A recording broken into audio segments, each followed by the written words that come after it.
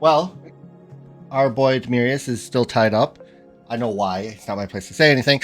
But he said, continue on. I think he's in the stream, so he can hear the recap. Or he might not be. I don't know. Okay. But his words were, no, not yet. Keep going. I asked him if he needed to postpone. So we are going to continue forward. So Muffins, would you so kindly be a gem and Sorry, just do the recap? texting. Give me a second. Okay. Is he joining us later, or is he just going to be on stream? Things I don't know. Don't know quite yet. Okay, that's fine. So we'll just continue on. All right. Recap. Recap. And I apologize. I honestly thought I had posted it. So my bad, guys. Please forgive me in my insolence. I will subtract 2 mobs now. I will forgive you and your insulin. I'll bring them up. Yeah, we good? Yes, go. Yep. Session. One more thing. Sorry, I had to. And No, I do that all the time. And you would have swung. I was trying to bait someone into it. I was wondering who was going to do it. Now I'm just saying session when other people are talking to make it better. And plus, I'm going to let you finish. Session 16. A figure in hiding. We pick up in the bear piss-soaked foyer. The group continues on with Operation Druid Freedom and exits... Oh, typo already. Exits stage right into a hallway with a staircase. Or so you thought. They about face and instead take the left exit from the foyer, choosing to clear the first floor before making their way upstairs. Israel and Muffinita take point, stealthily opening doors as the group methodically works their way through the house. They get to another doorway and Muffinita takes up position as Israel opens the door. 2 cultists are inside what appears to be a lounge. One playing piano while the other listens. Muffinita takes out the spectator with a quick 2 shots, and the others move in to finish off the pianist. Clearly, our soon-to-be heroes are no fans of jazz piano. The pianist tries to flee and successfully runs into the arms of Ted. Ah, young love. He is promptly mauled to death. Ah, young love. The group continues on clearing the rooms. Israel manages to convince a cultist that he got lost looking for the bathroom. This turned out to be a lethal case of gullibility. Onwards they go, working through cultists like a kid going through Halloween candy. Demirius kicks down a door to the kitchen, sees 2 cultists inside, and apologizes before promptly closing the door. That'll show him.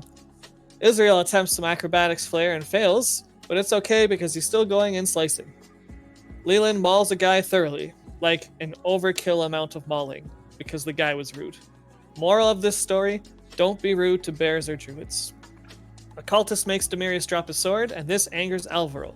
They stare at the cultist and cause them to become paralyzed. Shortly thereafter, the cultist dies due to spontaneous arrowing of their face.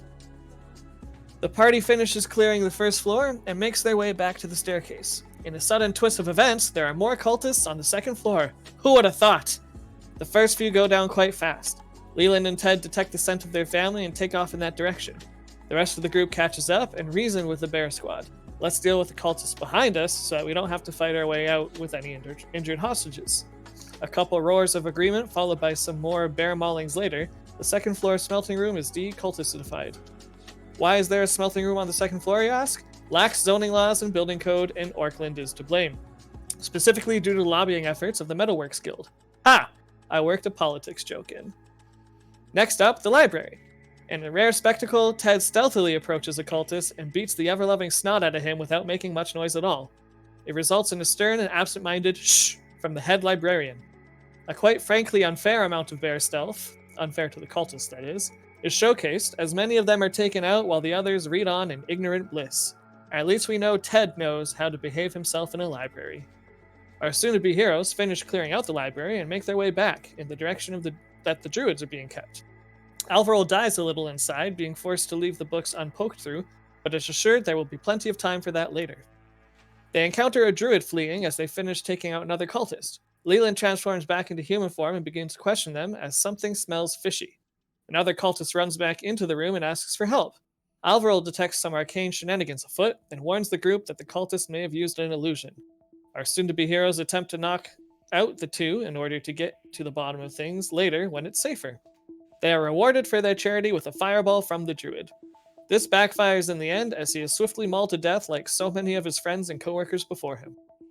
I'm kind of convinced they are actually a cult of people who love getting killed by bears. As the last of the cultists are eventually dispatched, which takes a lot longer than it should have due to an influx of bad rolls, the group frees the one druid they find and help stabilize them.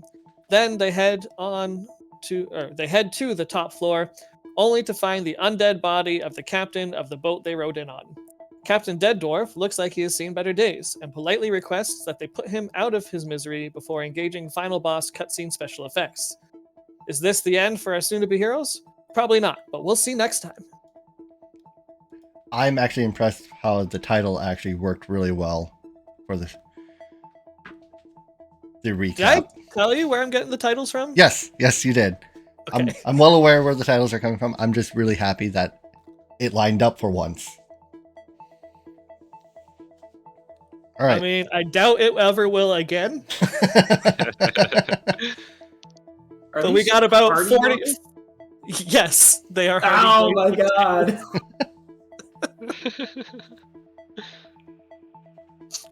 It only took to session 17 for someone to get it. Well, I wasn't looking, but like the minute I looked at all of them in one, I recognized the cadence. It's been excellent. I've been enjoying it. All right. So since we rushed it at the end a little bit, I will allow you guys to place yourselves in anywhere amidst this. Let me draw a rectangle.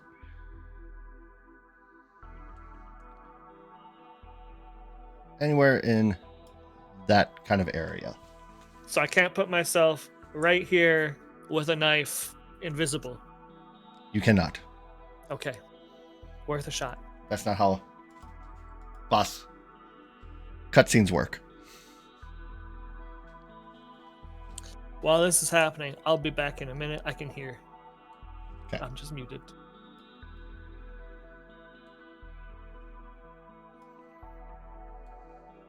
I'll position myself anywhere, huh? Oh, oops. I'm just gonna put myself in this back room. Is that cool? No. Not in the green square, so no. Oh, hang on. Let me change that. Just turn the entire map into a green square.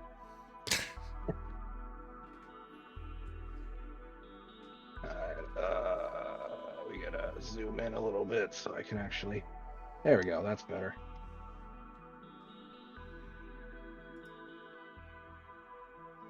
Hi, Levi. Hi, Levi. Hi, Levi.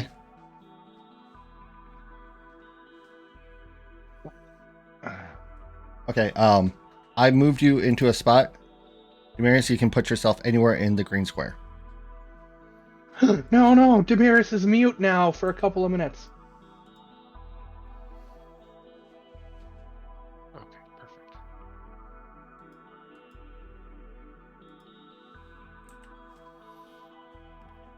All right, before initiative, anything anyone wants to do? Try to Yeah, talk let to me look the... up my character sheet for a second, see what my spells are looking like. any arcana or knowledge or rolls of the such that you wish to make. Any Yeah, I'll do perceptions. the knowledge gambit. Which would you like? I would Wanna throw go. Arcana in there? Yeah, arcana would work. Nope. Jesus Christ. You don't know any. It completely eludes you. You don't even know what's in front of you. Yeah, but I'm really familiar with that plant over to his right. I was gonna say, like, knowledge arcana, you can pick the magic out of the air, and there's like no magic in the air. Are you focusing purely on him or anything else around you? Well, I would imagine that the Arcana roll would be for immediate threats. The only thing I see would be like him. So if we're focusing this Arcana roll, would be him, and also anything that might be arcanely attached to him, enabling him, etc., etc. You don't pick Like up a anything waystone. necessarily arcanely attached to him specifically, but you do have a rich understanding that he is brought back due to magic, obviously necromancy. And you can pin a little bit more that heavy iron chain on him plays a role to what he is. What's your history with necromancy? My history with necromancy probably has grown within the past 6 months after the initial events in the tomb. Probably a lot of my studying has looking at Gregor's like portfolio. Okay. Roll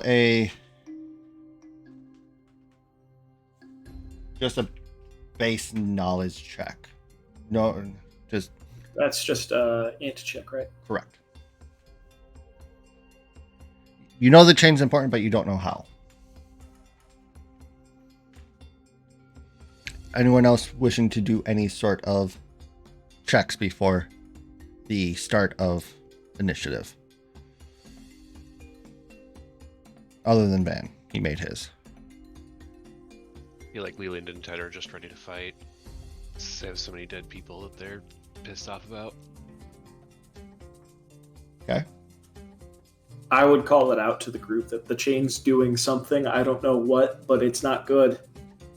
Muffinita, Israel. Marius. Sorry, which chain? Like the one that's wrapped around him partially and stuff? Correct. All right, let's see. I'll go for a perception on the chain. See how does it look like it's bound to him? Like lock, padlock. No, it's not bound him. It's just wrapped around. And it seems to be part of him, just imbued with him. It's not tied to him in any fashion. So it doesn't look like it's overtly like locked to him in some way other than he's just simply wrapped in it and holding it. Correct.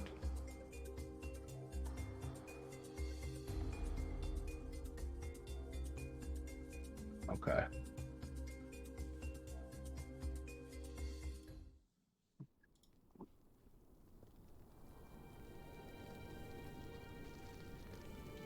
Yeah, other than that, I can't think of anything. Muffinita. I'm good. All right. Then I Can we get a refresher on like hardness rules and like how to break objects? you strike it with something, and it has a hardness. So we'll use the chain for example. Say it has a hardness 10, and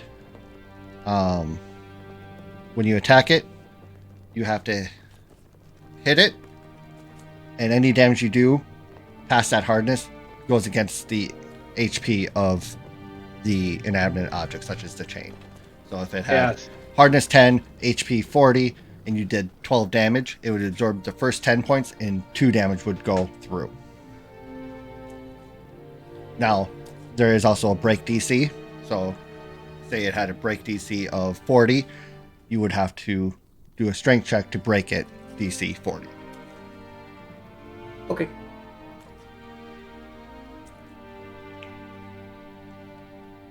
Any other questions?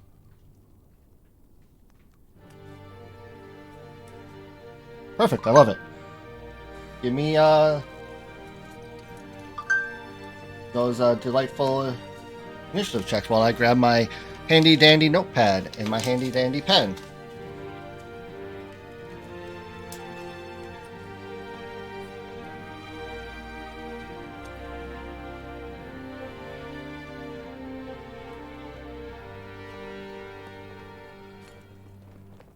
Leland, are you going to have Ted go same turn as you? Or Yeah, I think so. okay.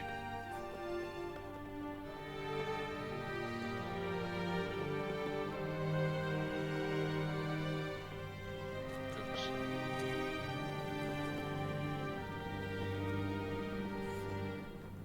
Still need one from Leland and Israel.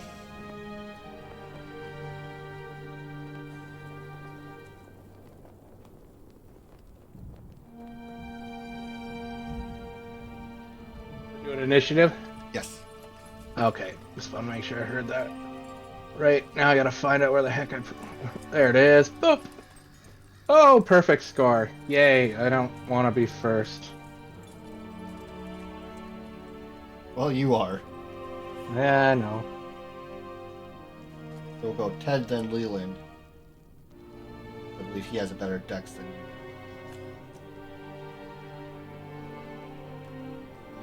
Alright, top of the order. Israel, what do you do?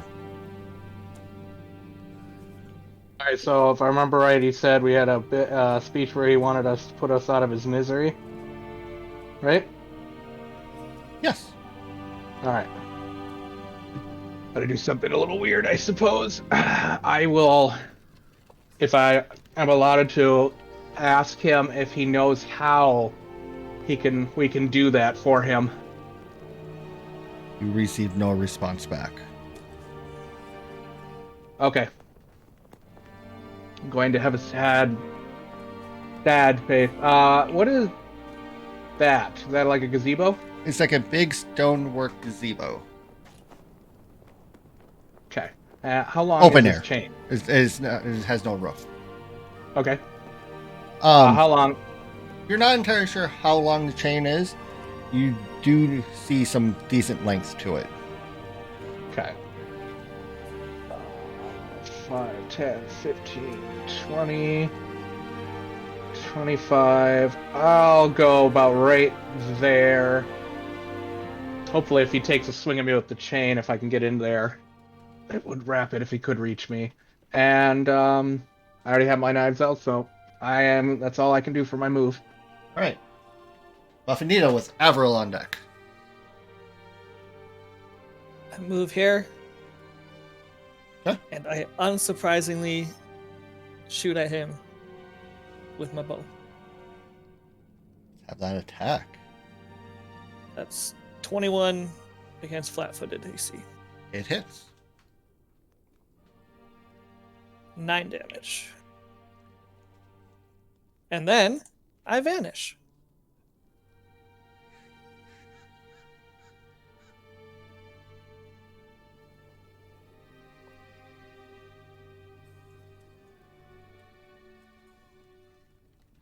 All right. Avril. Stop me if you've heard this one before.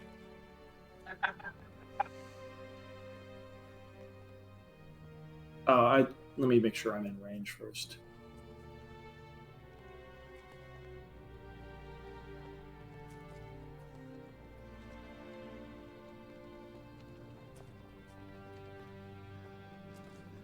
There we go. Now I'm within range. Will DC.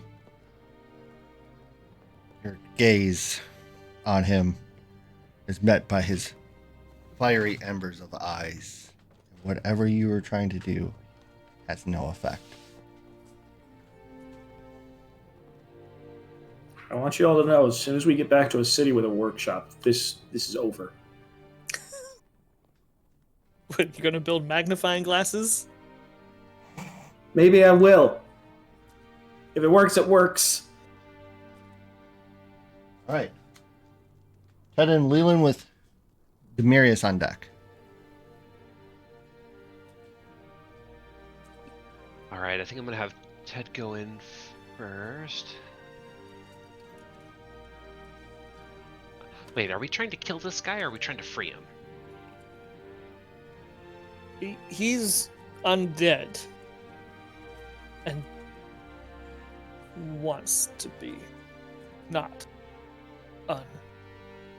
Okay, it looks like Ted can get there, but not quite close enough to hit him.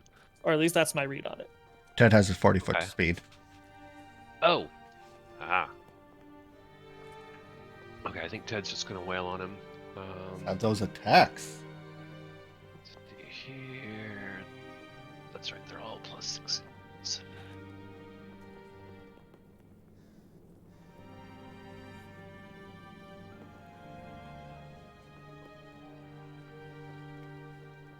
Okay.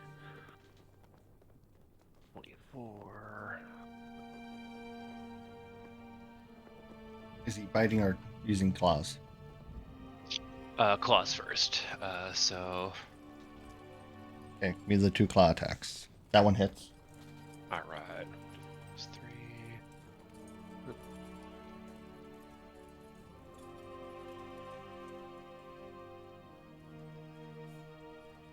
Okay. So 5. And then a 20 to hit. 20 hits. And a 6 damage.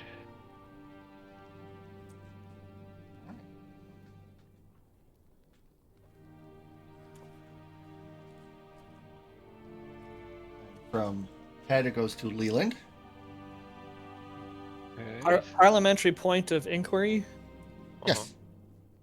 How big are these planters, Probably comes up to your tall wise?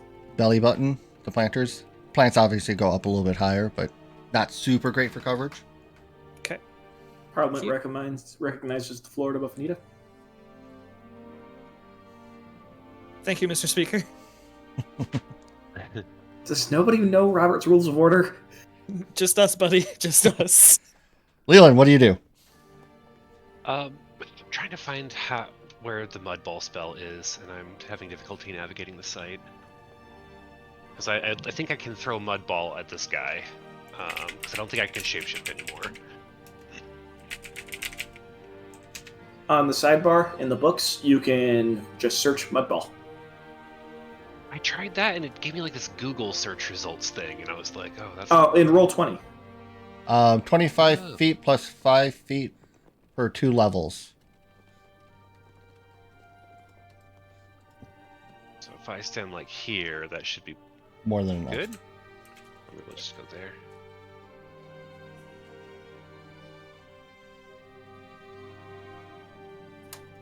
There we go.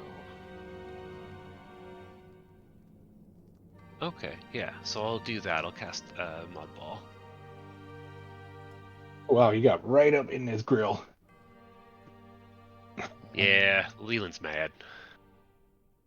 Oh no, it just reminds me, since he happens to be a dwarf, of his Touch situation. We had in another campaign that was funny. What is the reflex on that? Reflex should be. Let's go to my spell section. Reflex negates. Yeah. I'm trying to figure out what that. Oh, what the DC would be? Yeah. Well, it's a level 1 spell, so it'll probably be Probably doesn't matter. He rolled high. 10 Okay. plus the character Yeah. modifier He beat it. Okay. plus 1. I think that's it.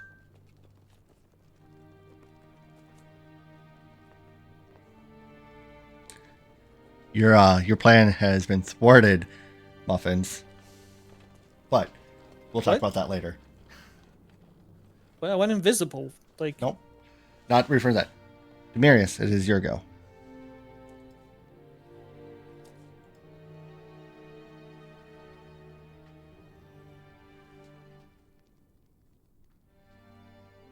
Everything goes into the square hole.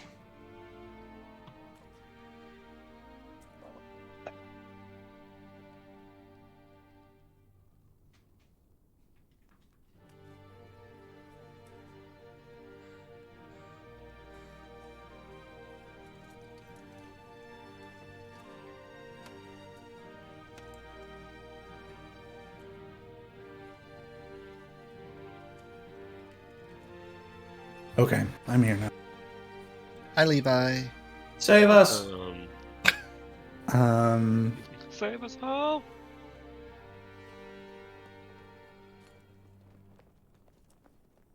I'm going to.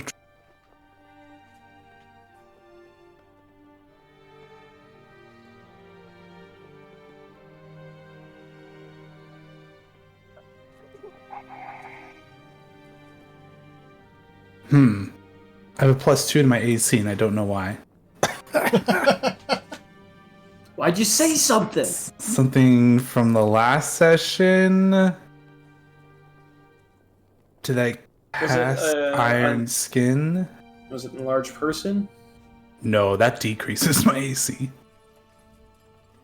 Well, chances are you would still have it since things have flowed pretty quickly. So if it was a spell-like substance. I was just trying to see if I could see when occurred. I mean, it does. Iron Skin does last a while. Well, I guess it would last 4 minutes.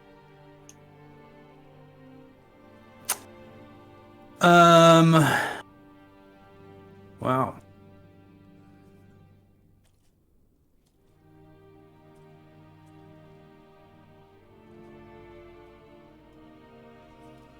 Oh, no. I'm going to cast Divine Favor myself.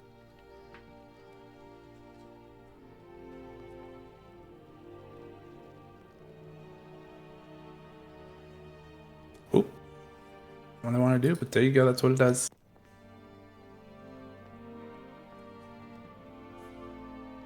If there was an easy way to apply that.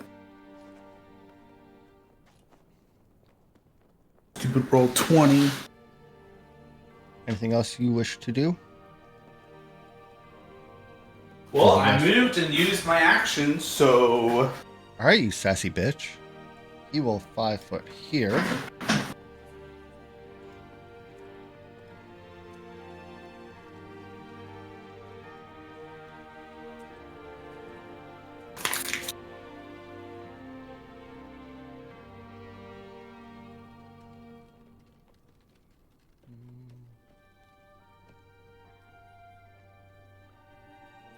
He's going to, his chest expands before a cloud of soot and ash erupts from his mouth. Everyone within this cone, give me a reflex save, please. They do cones now? That's nice. Yeah. That is very nice. So it would be Imagine the moments that we could have saved. Demarius, Ted, Leland, Muffinita, and Demarius. I guess it doesn't mark out in the 3 dimensions.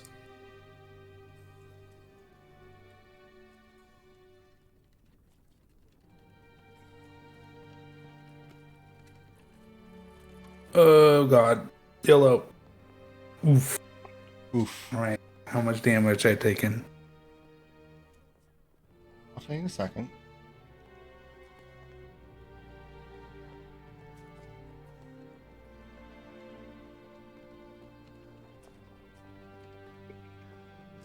I need one for. Is that 20 for you or Ted, Leland?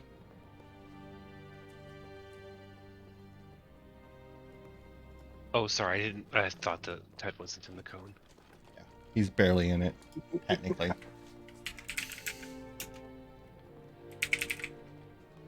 Oh, Ted's reflex is way better than mine.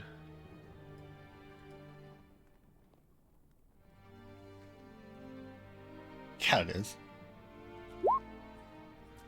Oh, Right. Nevertheless. All right.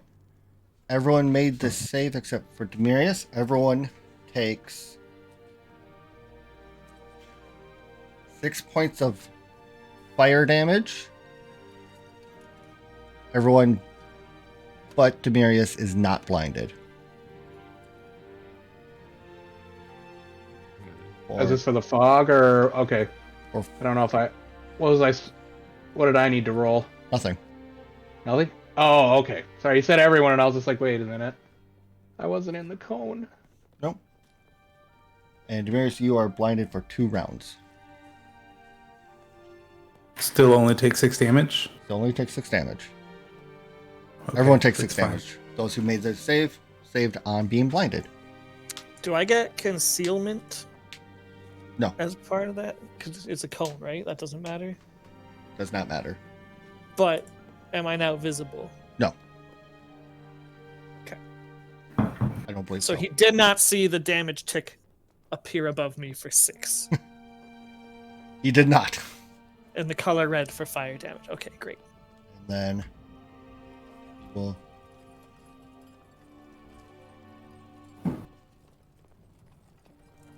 does 22 hit Ted? Yes. Ted takes 14 points of damage. 14, okay. Oof, yeah. And back to the top of the order, Israel with Muffinita on deck. All right. Got my cursor here. So let's see here. See if I can do this. 5, 10, 15, 20. I'll kind of move around in like an arch circle, and then with the last 5 feet, I will 5 foot into there. At 25 total move, and then I will proceed to try to, assuming he doesn't make any attempt to attack me. Nope. Nope. Okay. I will attempt to sneak attack him with a dog slicer. Hiya! 9 damage. I know, right? Wow, damn. Nice. Does that include your... Oh, yes, it does include your stat. It does. Yeah, it tries to auto-calculate it. All right. Muffinita. Well, he gets hit by another arrow. Maybe. We'll see. From out of nowhere, it would seem. It's 23. It hits. For 10 damage.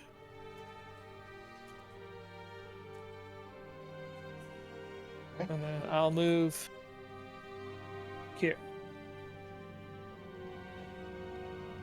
Alvaro. With I'm gonna Head on deck. move to back here. And then I'm going to cast Doom. not Doom. And you asked if what my familiarity with necromancy is. This is a necromancy spell, so more than I realized. Honestly, it sounded like you said, I'm going to cast Dune. I was just like, oh, you've seen it? Have you seen part 2 yet? I haven't seen part 1. I want to. You should. It's actually pretty good. I rather enjoyed it. I haven't seen part 2 yet, but I really liked part 1. I'm excited for part 2. But yeah, I've heard nothing but good reviews. What does about Doom it. do? It's streaming. It feels a single subject with a feeling of horrible dread that causes it to become shaken. Shaken is a condition where the creature takes a -2 penalty on attack rolls, saving throws, skills checks, and ability checks. So why don't you go ahead and tell me that I missed? You did not. Sweet. He is shooken. So 1 minute per level. What level are we again? Level 4. So it got 4 minutes. So it should last the entire combat. It is a concentration thing. So I will have to make those rolls as we do things. Hang on a second. What kind of... It does not take hold. All right, I'm running out of options here, guys. It's gonna be my turn. Ted with Leland. okay.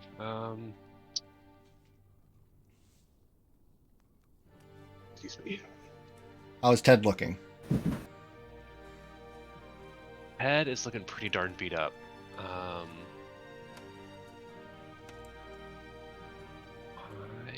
can't remember. I don't think I can heal. So that's right. And Ted is first. So Ted's just gonna swing. Roll that up. 6. There we go.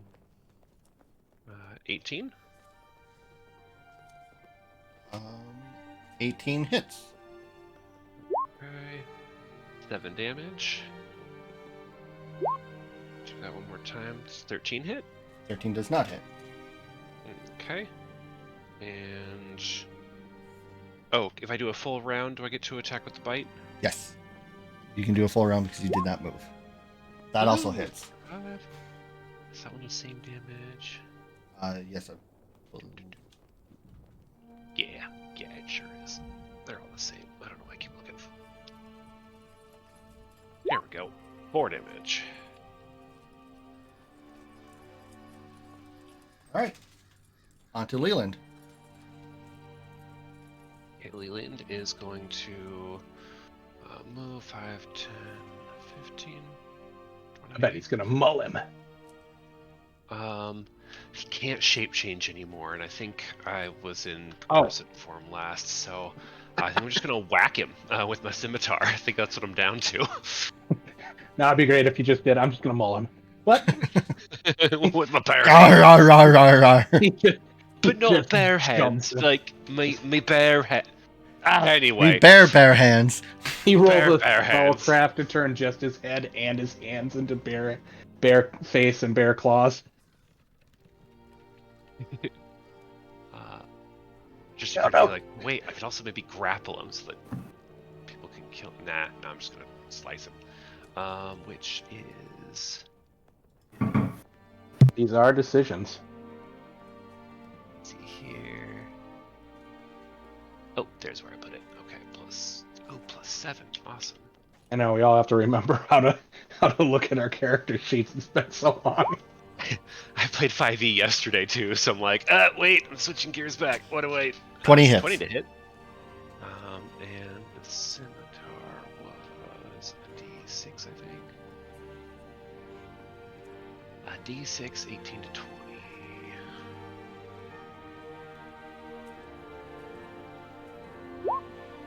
All right, for 6. Nice.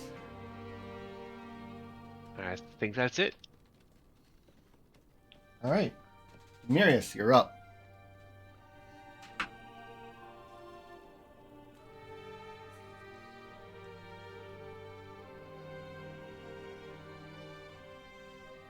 What are the effects of being blind again? You take a -2 to your AC, and you lose your dexterity bonus to AC, if any, and you take -4 to strength, most strength and dexterity based skills, and when you attack, you have a 50% chance to miss. And you fail all perception checks. Wow.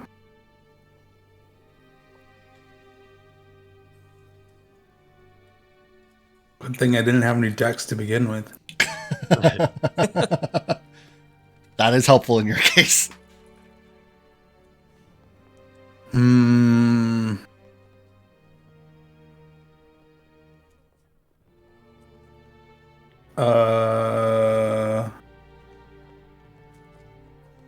It's Hi, because they Dana. have And Henry and Paul total and JJ, Mavis. concealment. Hi to all of you. Sorry, I'm a little busy.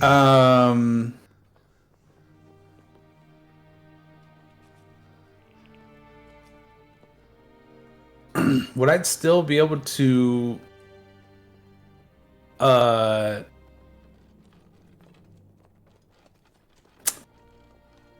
heal Ted? Yes.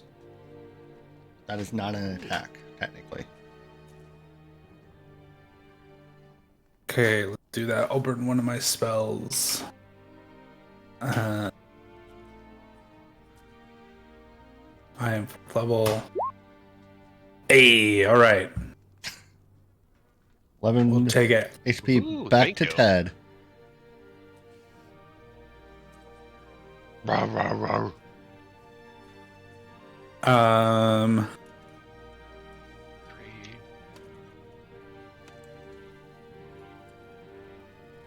and then I'm gonna 5-step.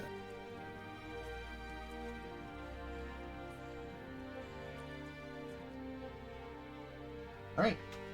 On to him.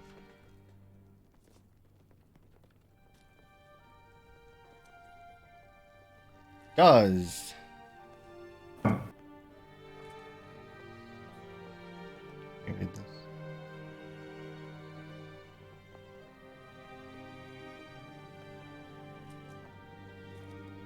Okay.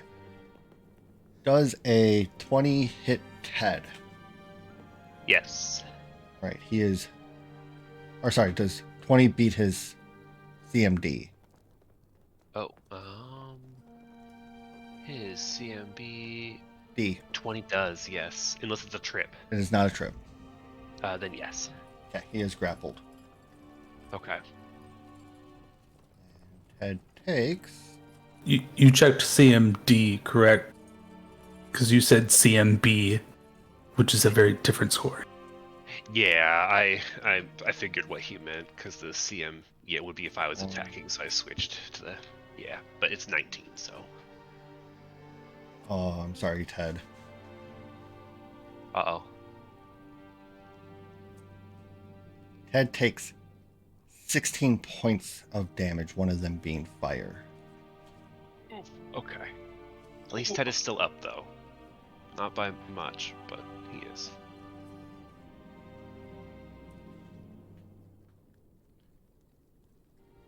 The chain rips out from his body and wraps around Ted in a fashion that is almost unrealistic. More chains seem to appear than realistically there. Then he attacks the goblin.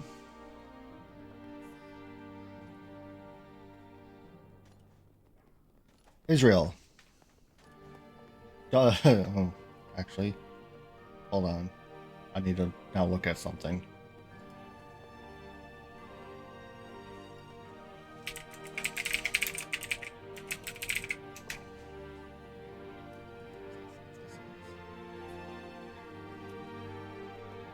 Okay, They're whispering in the background of this music. possibly. Oh, okay. Okay. Does 28 hit Israel? No, it completely misses. Cool.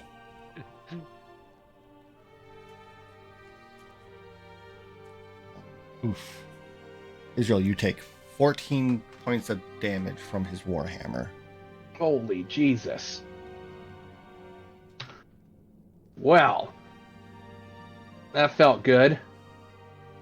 Goes back to the top of the order to Israel. With Muffinita All right. on deck. Well, I'm either gonna die or not. But let's do this. Let's go all out.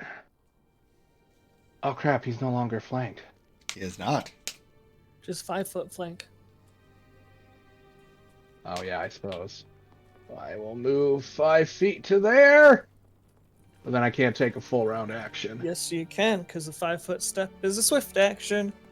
Oh. All right. I stand corrected. Then. Yeah, no. I bet you none of those is gonna work. Nope, both miss. I'm gonna die. All right.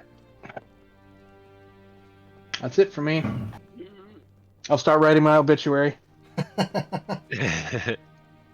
Muffinita with Avril on deck. I vanish again, Where did you go? and I appear over here after firing my bow. You have more than one invisible? Yeah? Oh. More That's I a know. secret. Alright, roll the attack. It's one key point. I have a number of Each time. invisibilities equal to none of your business. I have a very sizable kitty key pool in the backyard. Just keeps kitties with him. 27 I have hits. cat. Roll damage. 9 damage. One kitten gives you +2 to your key point pool, so you just have like a little clouder of kittens. Alright. Get an army. Avril Yep. with Ted and Leland on deck.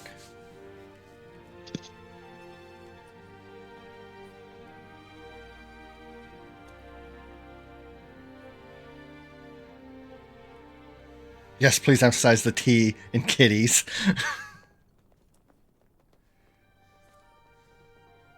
T-E-A-T-A-E? I don't remember. Spelling. I'm sorry, Averell. Your eagerness to catch his gaze, you just can't make eye contact. And your staring Probably because contest he fails. he doesn't have eyes. They're just glowing flames coming out of his head. Question: Yes. does the 2 round of blindness last 2 rounds until the end of his second round, or until the end of mine? End of yours. Yeah, this is the last round that you're blind. Oh, that's my turn. Ted. Okay. Head is. Grappled. Ooh, is it easier to get out of the grapple or to just keep on biting or attacking? Which way do you want to go? I think Ted is fully in the fuck this guy headspace. So let's just eat him or try to. Alright. Let's see, here we go. That hits. And there it is. Damage. Do 11 misses, I think. So Misses? last one, 16. Not. That does not hit. Does not hit. Okay. Even though it's flanked? Technically, an Oh, 18. yes, then it does hit. Oh, okay. For- 6 more.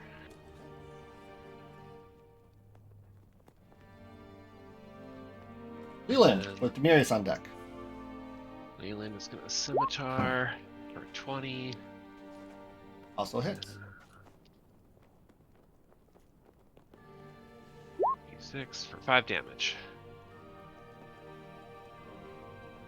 Lesson. Leland. How do you want to do this? Ooh.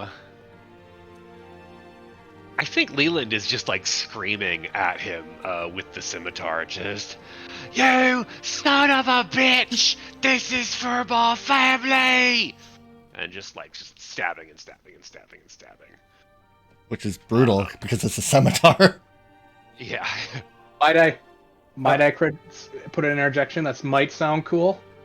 Sure. So he's got the chain, right? And is it in his grip? At any point does the chain make a direct line towards his head? No. Since it happens to be attached to the Most of the chains are around Ted now. Okay, is there still a connection between that? Yes. Between Ted and him? He could try to sever the chain, but then it No. shatters down along the chain and he cuts the dwarf in half. All dramatic Nonetheless, style. in Leland's fury for all his lost kin, he lunges his scimitar into the cavity of the undead dwarf numerous times until the chain falls limp from Ted's body and the dwarf slumps to his knees and to the ground, motionless.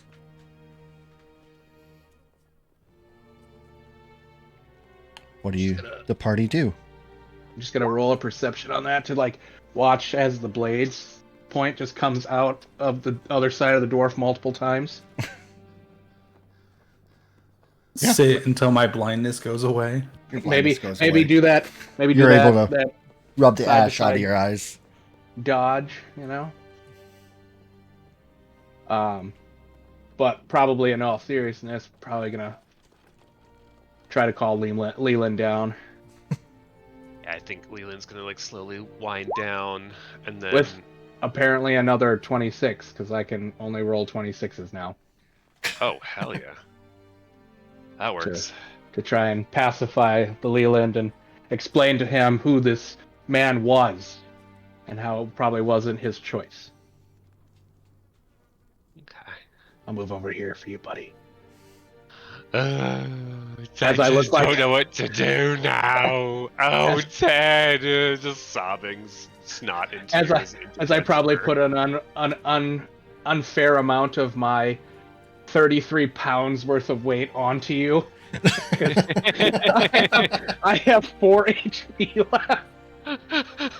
I probably don't notice. I'm leaning like 100 and some odd pounds on Ted, and Ted is barely standing at 6 hit points. So, Demirius, Sort of like, Avril, we're gonna go bleed on Muffinita. this tree over here. Yeah. We're just gonna go. Let's just go powwow around this tree. We'll just lean on the tree for support. I'm just gonna Try not to bleed like to crawl death. into the tree brush and just roll up in a ball and go, I'm gonna take a nap now. Everything hurt. I'm gonna walk perimeter of the roof, looking down on the grounds outside, just to make sure there's not like Roll me a perception. people.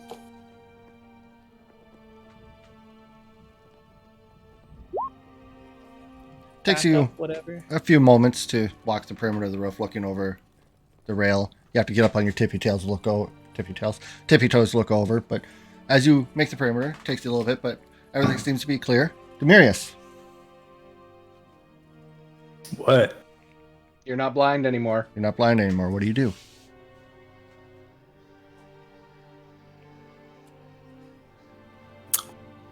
I'll heal Ted again. Nice. Hey, Avril. I'll go check on the guy himself. Like, I want to look at this chain a little bit more.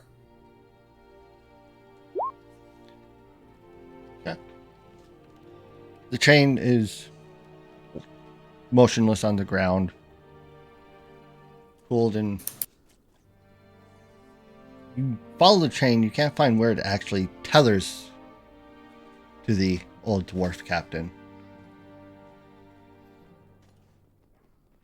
There's some basic arcanic runes in the bits of metal that have been forged into his skin and flesh into the chain. Should we like take that chain and throw it in that second floor smelter furnace thing? That might not be a bad idea. Oh. It also might not be a good idea. Would I know the difference? Good question. I don't know how arcanically gifted you are. We once threw a sentient ring into a magical forge and it ended horribly. Oh no. If this combat's anything to go by, I am no better than a box of rocks. Do you want to spend some time examining the chain? I would, yes. It'll take you, 10, 15, maybe 20 minutes to truly examine it in its arcane properties. So while you do that, what does everyone else do? I assume if Muffinita makes it back to the dwarves here, do we want to try and open them? Yep, I'll assist in the opening and searching of. All right. All right, give me a disable device on the door. Oh. It's locked. Yeah, that was the wrong thing. Yeah. Hang on, I gotta find the right one. There we go. Okay, it's not bad considering it's a few ranks lower. And since Muffinita went first. Some picking around, you are able to disable the lock on the door, and the doors open effortlessly. And you are right. greeted. Let me.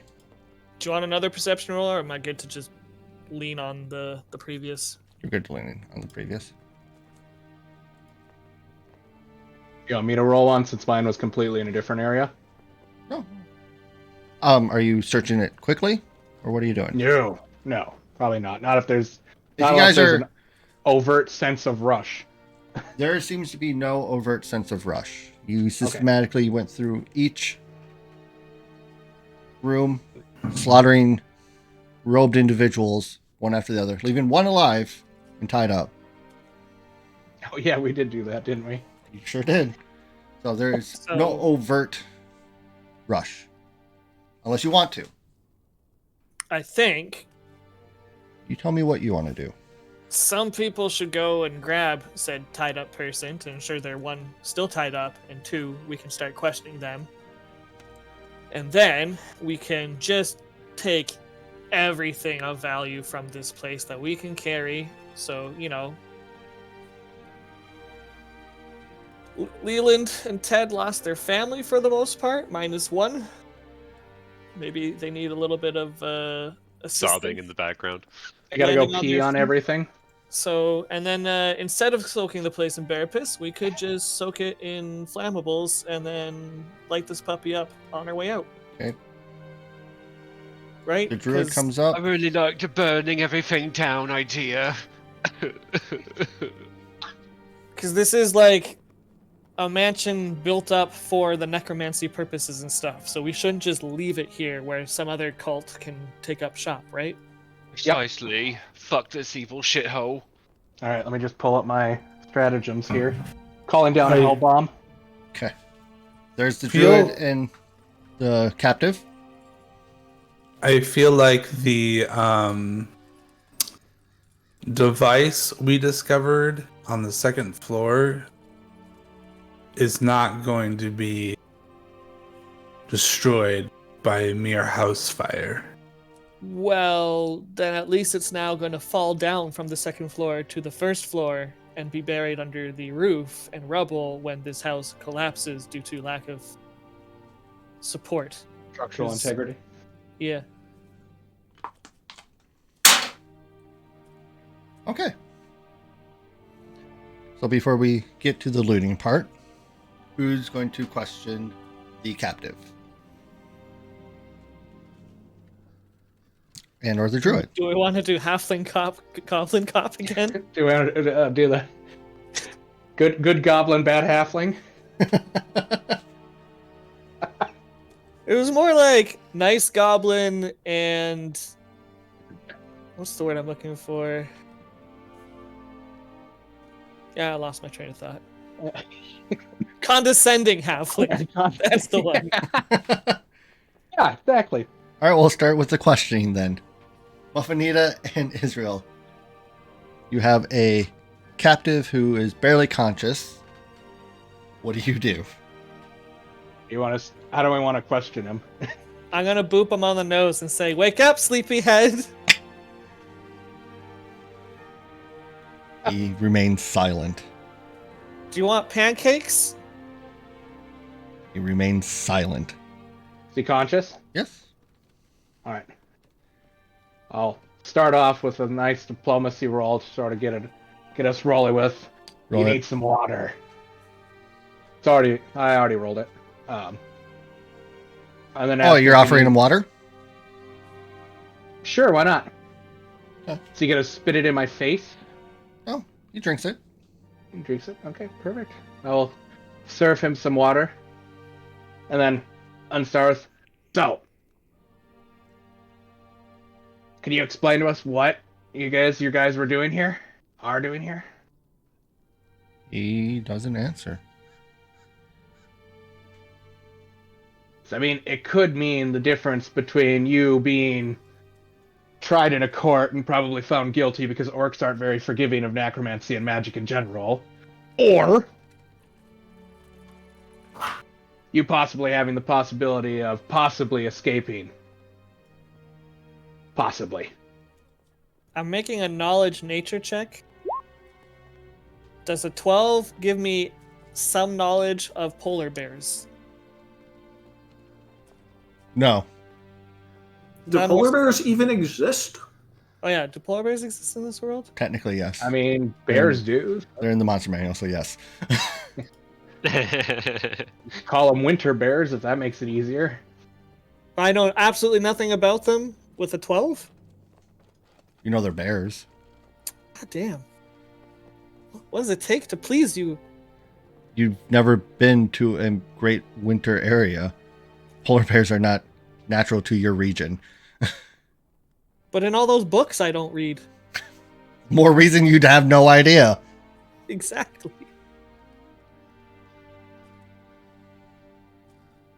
Alright, well, I'm going to give him some chin scritches while I say in a very sweet and cheery voice, look, you can either talk to us, and then I'll point to Ted, or he can start eating your intestines. Because I don't think he's very happy right now. So what's it gonna be? Give me a You want to diplomacy. talk? You want talkies? Oh. Give me an intimidation. Oh, I don't even have a thing for that. That's Well, I could look at him and say that sounds absolutely horrible. Could And I bluff that instead? Nope. Intimidation. Buffanita. I am 100% certain that I don't think I have the ability or the stamina to stop that fully grown brown bear over there. Hang on, wait a second. It's a black bear, but same as. Is it a black bear? Yes. Can I use my Yeah. knowledge local for that? Are you trying to roll an intimidation? No, I'm merely making a statement Okay. in So a diplomatic manner saying I don't think I actually have the ability to stop that bear from doing what this person just you already told rolled you your is diplomacy. bad. So, the man in the robes gives an incredulent and dirty look to you, Muffanita, and says, Orcus will eat and feast on your entrails, and then proceeds to chomp on his tongue as hard as he can. As blood fills his mouth, he spits out the remaining chunks to ensure his lack ability to speak. Does he spit that at me? Yes, Does any land on my face? whole bunch of it. All right, I'll take my finger. If I Dip heal it in some him, of does it. it technically bring his tongue back? No, it will heal the bleeding technically. It would have to be lesser restoration. So I'm going to take my finger, touch one of the spots of blood on my cheek, touch it to my tongue, and say, huh, cock-flavored blood and spit. Not the answer I was hoping for. And then I'll turn to Ted and Leland and say, he's all yours. I'm going to go search that room. And then traipse off. I'm gonna be sick. The I think Leland and Ted are just gonna like go eat him. The Or at least druid Ted. steps up and stops you and goes, "This is not our way." I think we'd back down from the elder, honestly. We're just like hurt and looking to fuck somebody up. But if the last remaining survivor's like, this is not our way, then I think Ted and Leland will relent. We will bring him back to the grove, and he will face his punishment under our law. Are there torches lit around here?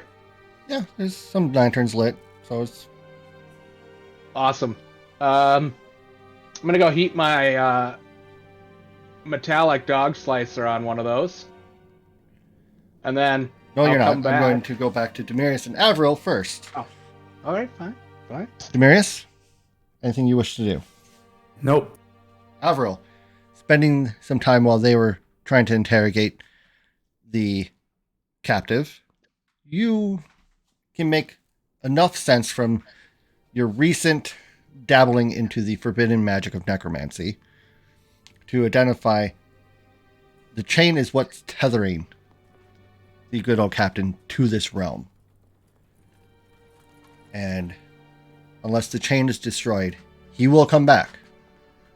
You don't know when or how, but you do know it will bring him back. Okay, the foundry on the second floor, is it a safe assumption that that's how this chain was made? Yes. And if I returned this chain to the foundry to melt down, would it release the captain? You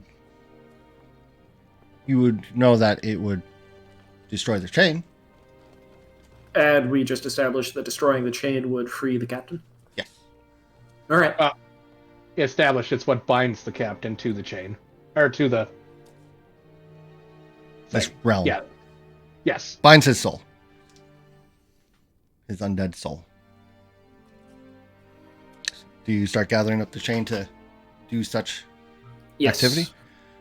You get about 10 feet after gathering the heavy chain, and it draws taut, and you can't go further without dragging the whole captain with you. Is he still conscious? No, he's very much lifeless.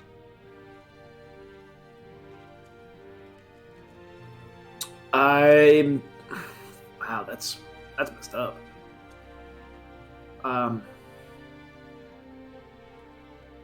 We just went over thundering and breaking objects. Yeah, but look at me. Out of character, is it worth just throwing the body in with the chain? That was my thought. I mean, like, You have a strong boy right next to you. And also a warhammer that the dwarf was wielding. That too. yeah, I'll look over to Demarius and I'll say, hey, if we don't break this, there's a pretty high chance he comes back. He's kind of tethered here, anchored, if you will. Can you break this chain, maybe? Otherwise, because I got to get this into the foundry downstairs, and if you can't, Captain goes down with the ship, as it were. Okay.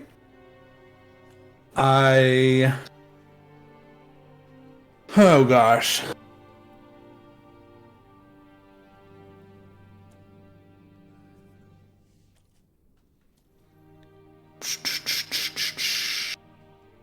Can I detect magic on the Warhammer? You can. Can you investigate the Warhammer? Yeah.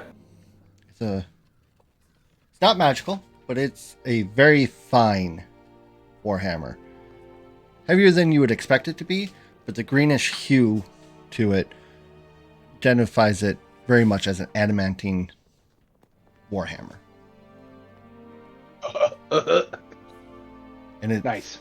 the quality of craftsmanship is remarkably well done. It's fine. Its name is Broomhilda.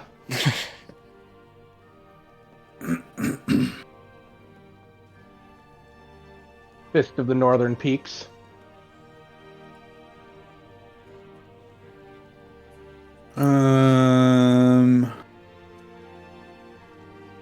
Okay.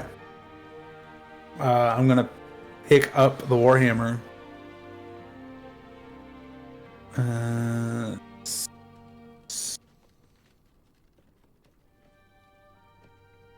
Pick up that hefty thing and roll me an attack on the chain.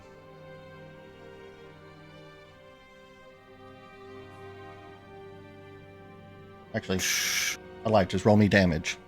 It's inanimate Fair. at this point. I'm looking it up right now. Give me a I sec. was gonna say, what's the damage of a Warhammer? 1d8 plus strength modifier.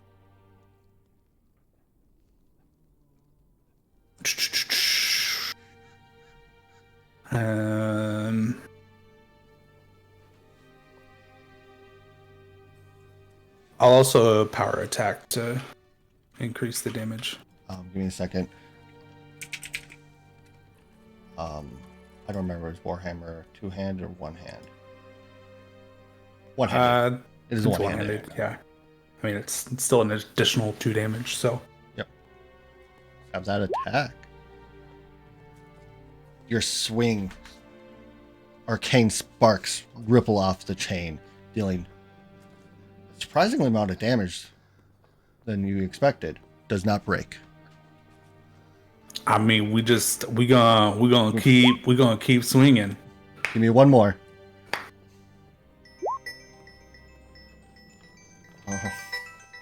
Uno momento. Embracing my inner dwarf blacksmith. Cold forging it. Mm-hmm.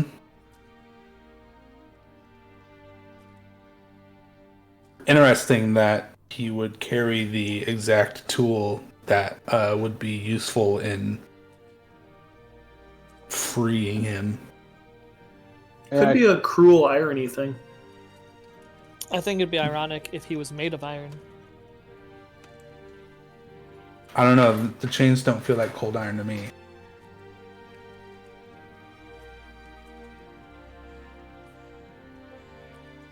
Yeah, it would really depend on what the chain's made out of, but adamantine's the strongest of all of them, so. and I believe it can. It bypasses. It bypasses most- hardness. Yeah. All right. With that last hit, a flash of bright blue light radiates the area as the chain shatters. In the midst of the shattering chain, you all witness 4 ethereal beings. Leland and the druid and Ted recognizes 3 of those souls being released back into the ether and being released as druids, and the 4th being the druid captain who has been released from his tether. Being dwarf. Dwarf. The silent spirit back to his self that you remember seeing as the captain of the ship, not the abomination that he was made into. I think Leland is visibly relieved. Gives a curt nod before shimmering away into nothing. And upon inspection of the chain, the runes flashed and burned up. So all that remains is just chain Chain. pieces. Charred iron chain and the lifeless corpse of what was the captain.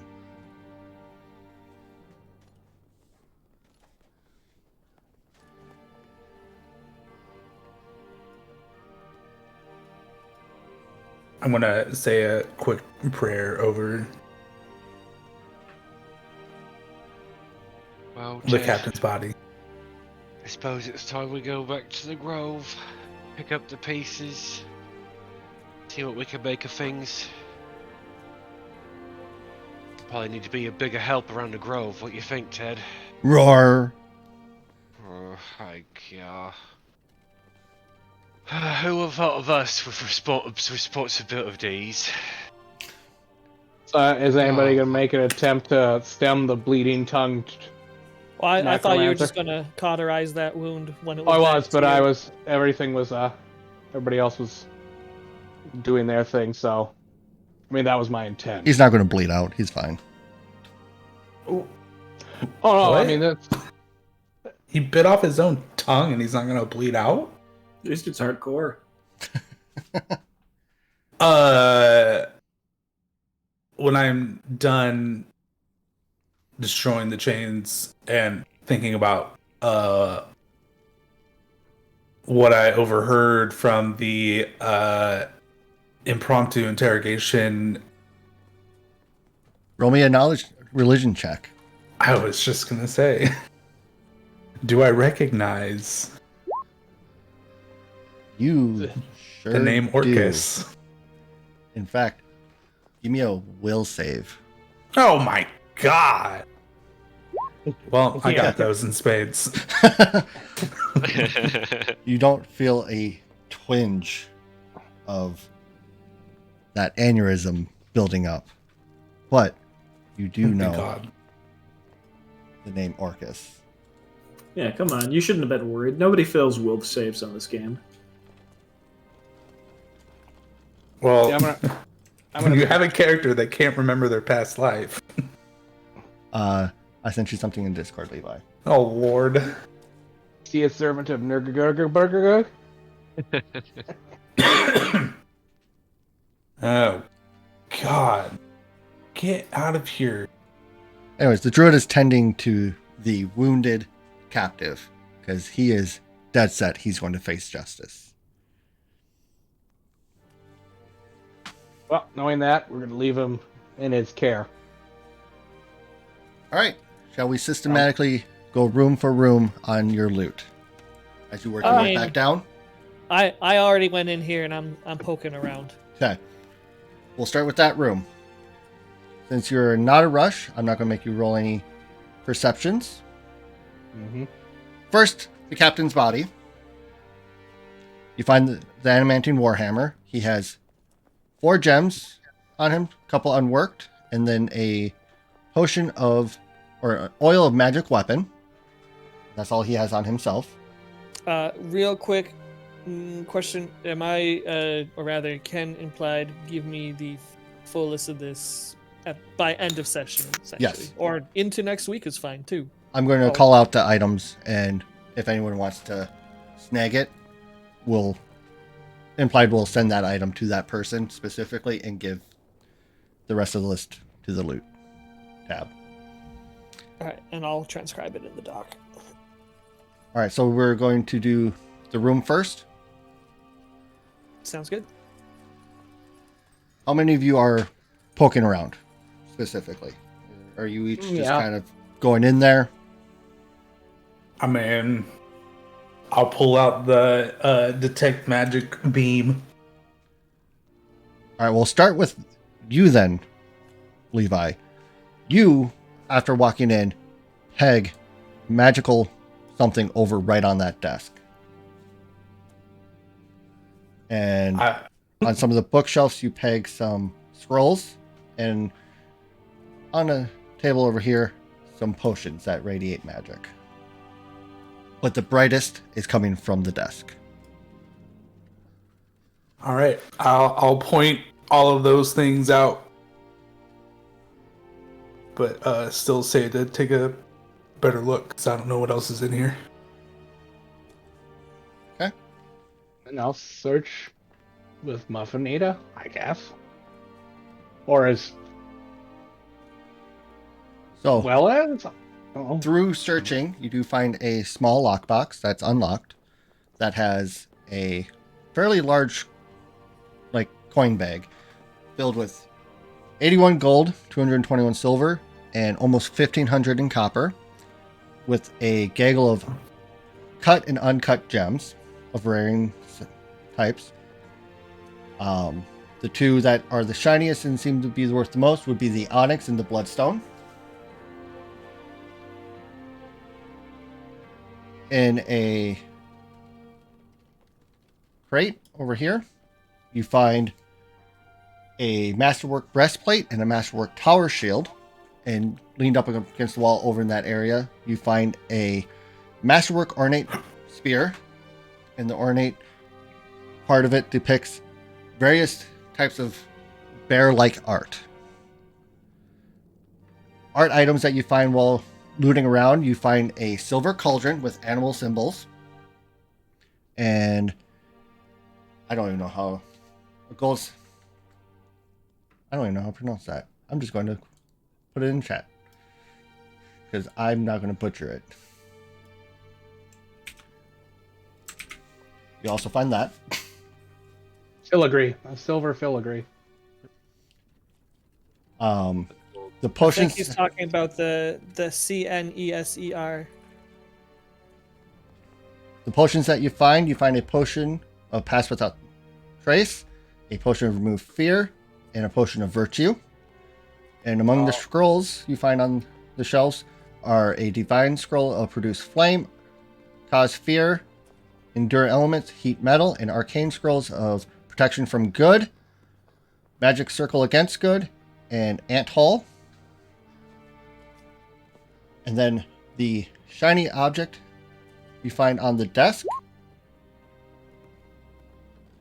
I probably mistyped it, Muffins. You're probably right. You find a ring.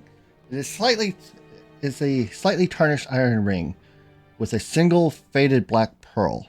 Who picks it up and examines it? I can. I do have appraise. Okay, well, it doesn't look that expensive. Does it fit on any of my fingers? Yes, Awesome. I'll try it on. it fits. Nothing happens. Shiny. Unless anybody else wants it. Give me a sec here. I will put this in the general chat so you guys can see what this thing actually is. It's kind of like a No, jade you don't know. No. Oh, The thing you sent. Oh, sorry, that's the wrong thing. I don't want to send that. How do I trash bin that? do you have Arcana? Knowledge Arcana? Israel? So let me get this straight. You just went over to the desk to the magical item, picked it up, and put it on Sounds like a Without- goblin. without knowing anything about it. Shiny. And you're surprised? In a house, a mansion filled with necromancy. I don't know how many times you want me to say it. Okay, well, if Orcus himself comes out of that ring and kills you, you're on your own. That's okay. I have written my obituary, so we're all good. Okay, so Arcana check to identify the ring. yeah. I mean, I can roll a baseline knowledge check, and that's about it. Roll at a disadvantage. Okay. 4. No. I know it's a ring. You know it's a ring and the gem is shiny. Well, not very shiny. It's faded. Do you want to maybe go show Alvaro your shiny ring? Give me 1 second here. Yes.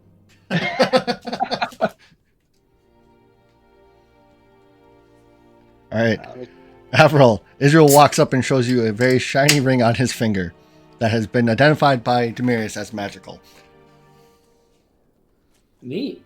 What do you feel? I'm pretty sure I don't feel anything. It's just Just a ring. a ring. I feel a ring on my finger. Give me an Arcana check. Oogie. You, while examining it, you take it off his finger. I mean, I would try to, yeah. Israel, do you let him take it? I think the better question is, does the ring let him take it? Hang on. Where is it? It's in here. I'm a little hesitant. Like, what? What shiny? Oh, don't worry. I'll give it back. I just think it does something. Don't you want it to do something? Yes. Well, you're going to have to let it go in order for me to take a look at it. Okay. I will attempt to let him take it off. It slides off, and it's in your hands now, Avril. And upon examining it and finding the Here it is. small runes on the ring, they're hard to read, hard to see. Now you're going to set it to Wumbo. And upon the ring, you can identify it as a ring of dimensional room. There you guys And go. as you That is stare what a... into the black pearl, it's as if you're looking into the cosmos.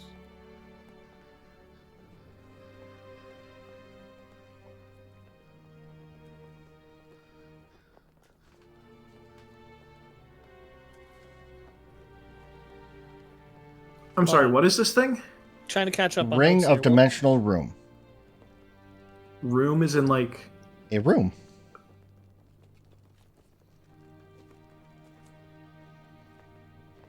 It I'm opens- searching for it and I'm not finding it. That's good. You're not going Oh! to find it.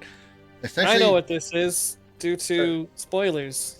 essentially what this does is it allows you to, on a flat surface, flat wall, to put a door on that wall, which leads into a pocket dimension of a room. It is 20 by 20 by 25 feet. Must be attuned for 24 hours before you can use it.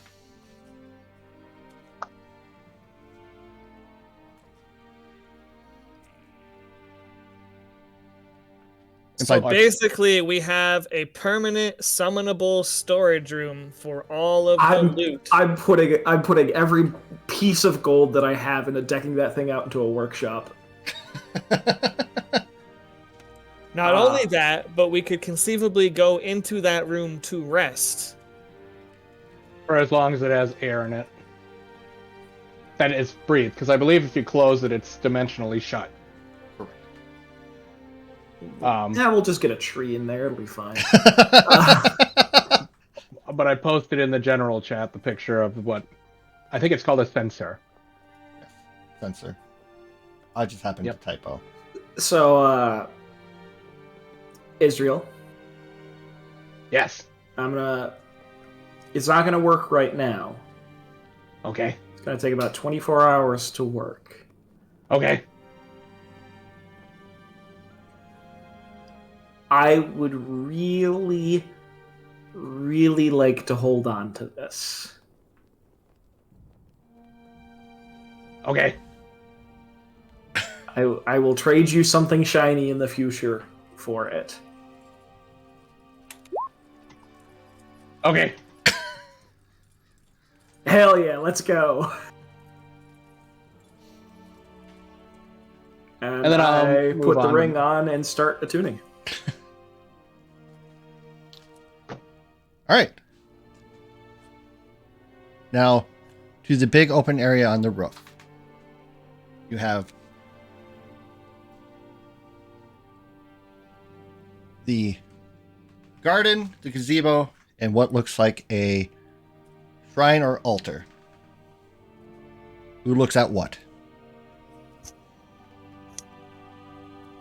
I want to take a look at the room to the top of this.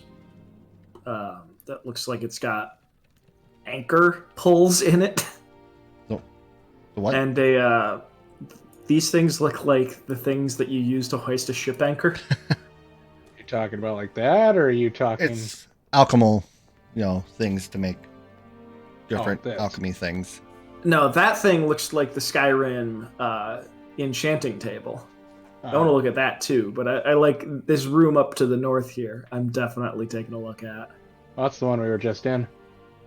Oh, sorry. They're just apparatuses for advanced alchemical brewing of different types. Sorry, what was the ring called?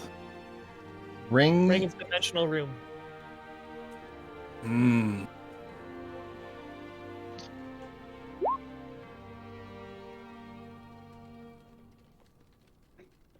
Dude, this is going to be great.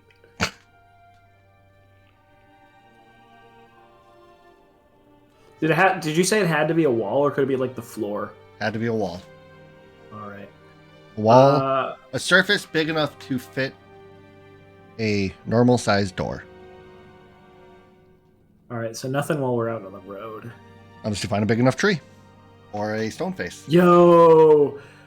Nightmare Before Christmas, let's go!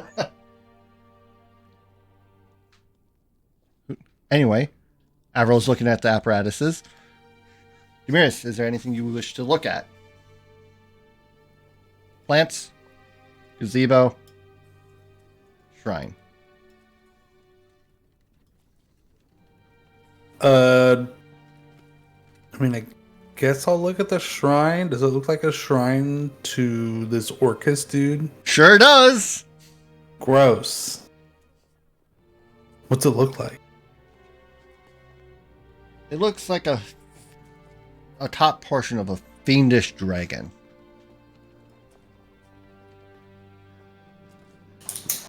And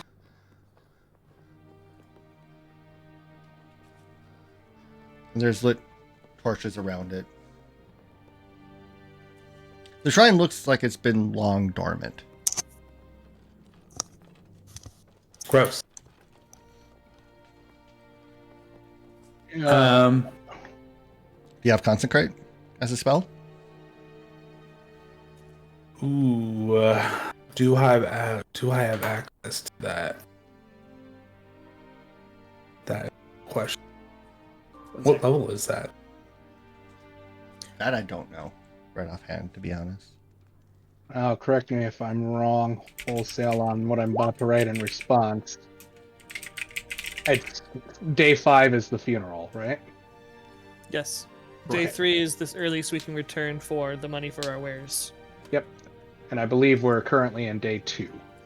You're still in like mid-morning of day 2. Because you guys So, went here right away in the morning. feasibly, yes, we could stay here, and it's only about a day's travel to get back. I think your druid compatriots want to head back to the grove, which is fairly locally adjacent. So within like a quarter day's travel. Yeah, so we should Ooh. finish looting here and all that jazz. Burn the place to the ground. And then go to the grove. I think one of the That'll be, things like, the day. was if we needed to take more things with us, we have a storage space if we wait 24 hours without destroying the place. True. Well, if there's more that we need then we can carry, then we don't need to necessarily burn it right away. No, well, yeah. Reminder, there is a horse and carriage at the bottom floor. That's a robot one, right? Or an automaton? Or not automaton. Undead? Oh, was it undead? I thought it was No. a mechanical horse. No, it's legitimately a horse. Oh, okay. Well, I know how to work with one of those. It's like the GM thought of things. For once. It turns out, You mean these cultists needed something to transport things in and out of said building? That's a lot. I gave them way more credit, or less credit than they deserved. turns out, Consecrate is a level 2 spell.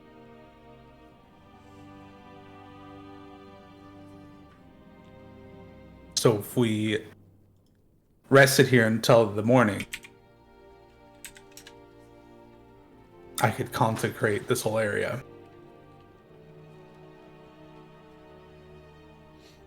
You can't get your spells back with a short rest? I forget how that works in Pathfinder.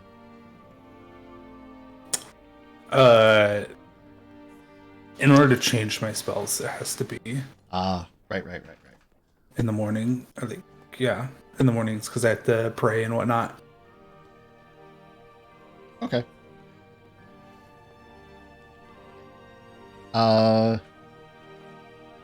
Wafenita Israel Leland. On this rooftop, anything you want to check out? Anything specifically? No, I'm just in free roam loot mode. I'll check out the They're mostly gazebo. days. Sorry, let me clarify. I'm in free range loot mode until otherwise deciding not to be. You know, I guess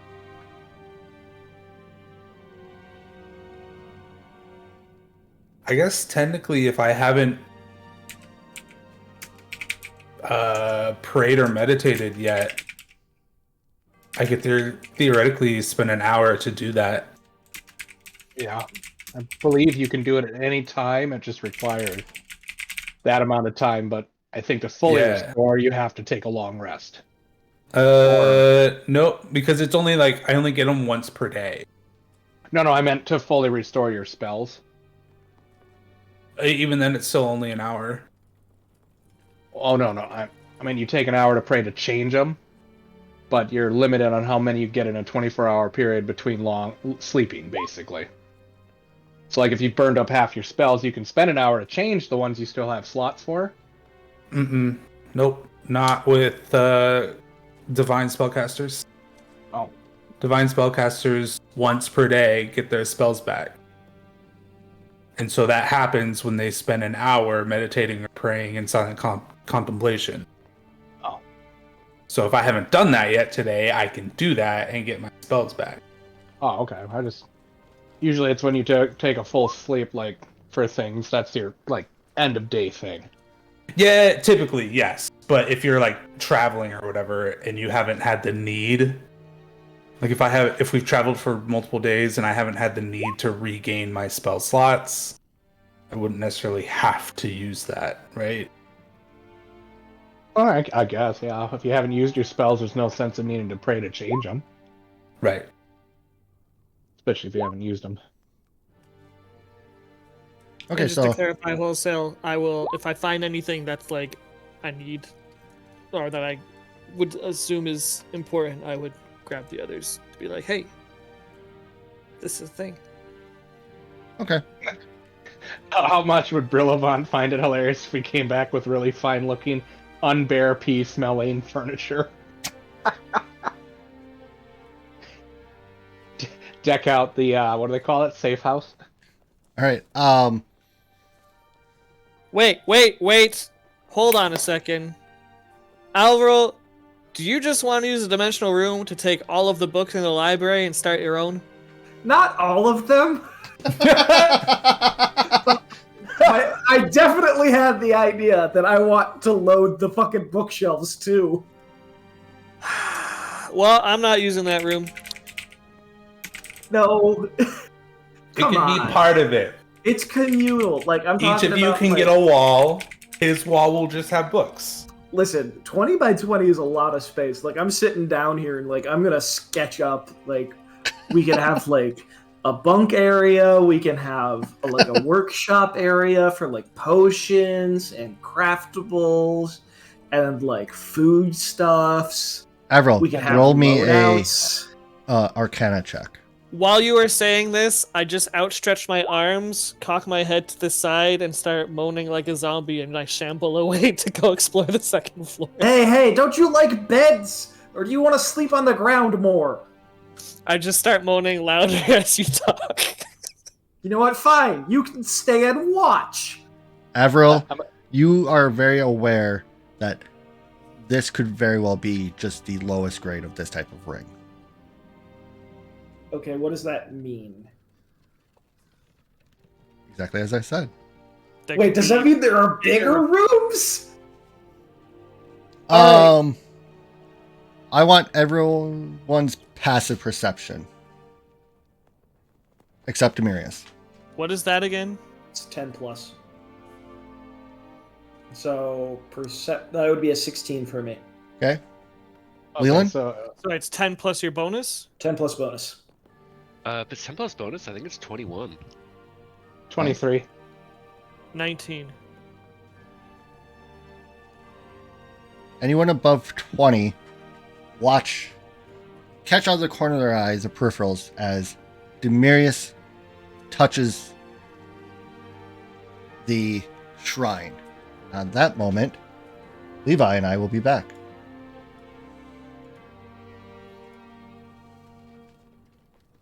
Demirius, as your hand touches the shrine, you seem to be ejected from your body into pits of hell, where a shadowy, large demon lord is facing you. What do you do? What do you say?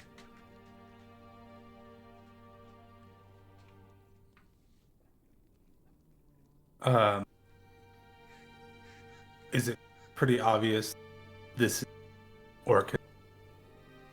In the pit of your stomach, you know this is Orcus.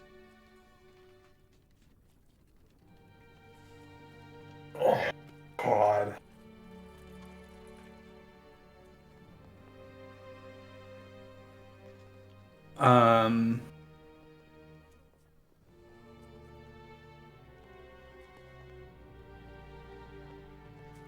I think under my breath, I will just kind of quietly whisper, Veloria, protect me. In then a booming I will... voice, you hear Orcus respond to your quiet prayer, as if hearing the whole thing. Your found false god cannot save you from your treachery. And in that same moment,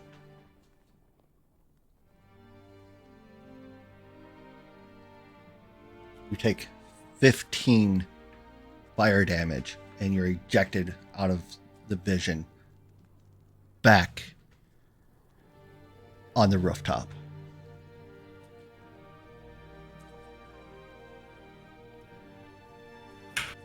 I'm going to move us back. He doth hath returneth. What? Those who And Jesus, Roll the- what happened over there? Sounds like a safety meeting. rolled above a 20, what you see is just a red flash and Demirius on his knee, and the shrine crumbles to the ground or to the floor. What was that all about? Sorry, when you say rumbles to the floor, you mean it's Crumbles. like crumble? Oh, crumbles. Sorry, I missed. Sumis. That makes more sense. And just for good measure, we'll attempt to... Oh, hang on, I gotta go back to general chat. I have no idea what that is. Alright, yeah, I think I successfully get over the chair. Yes. What does he look like? Looks just as Demirius was. Okay. Breathing was a little that? heavier, but to your look, he looks completely fine. I mean, other than being at 4 health now. You look as good as I do. I look fucked up, is what I look like. Yeah, that's Except what my he health- has no outward wounds from touching the shrine. True. Okay, its facial expression probably reflects mine. I'm Very well gonna- possible. Marius stands and like You look at shakes the- his cloak and sort of like shaking off the bad juju he just experienced. You look as pale as I am green. I should not have touched that. I don't know what I would, but it seems that this was indeed a mansion dedicated to Orcus and his ways. Oh, you only just now figured that out. The troubling part is that he seemed to know who I was. Wait. He? Who's he here? Orcus. Wait. What? No. Like, would I know, like, Orcus? Like, not like on like a hey, we go to brunch every couple weeks kind of way, but like just the name Orcus and like the general evilness there within. In your research on Gregor the Bone Chiller, the name Orcus never comes up.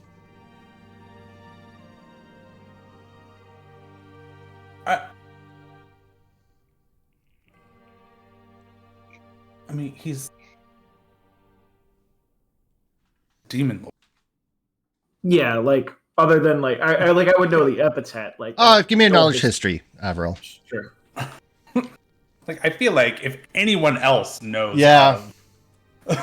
Yeah, at the very least, I feel like I would know like Orcus the Demon Lord. Like I would like know the epithet. You know And then, like, Orcus as Prince of Undeath, Demon Lord of Necromancy and the Undead. You know of him. You know that his teachings and his followers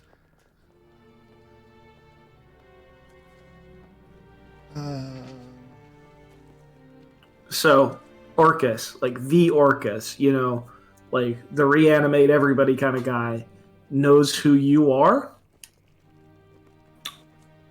that is. It's the feeling I got, but I can't say for sure. Oh yeah, because this is one of those areas where you want ambiguity. Any other? I mean, he didn't mention me by name. When I touched the shrine, I was no longer in my own body, but in the pits of hell, standing face to face, what could have only been Orchid. All right. And when asking for protection from Valoria, he said to me, "Your found false god cannot save you from your treachery."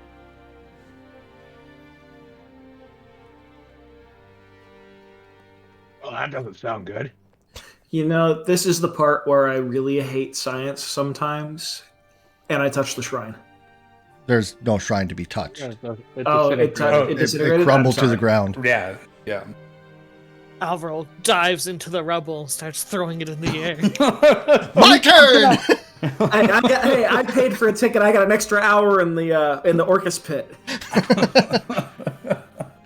Rubbing the ash on his hair. Leland, Ted. The druid elder approaches you.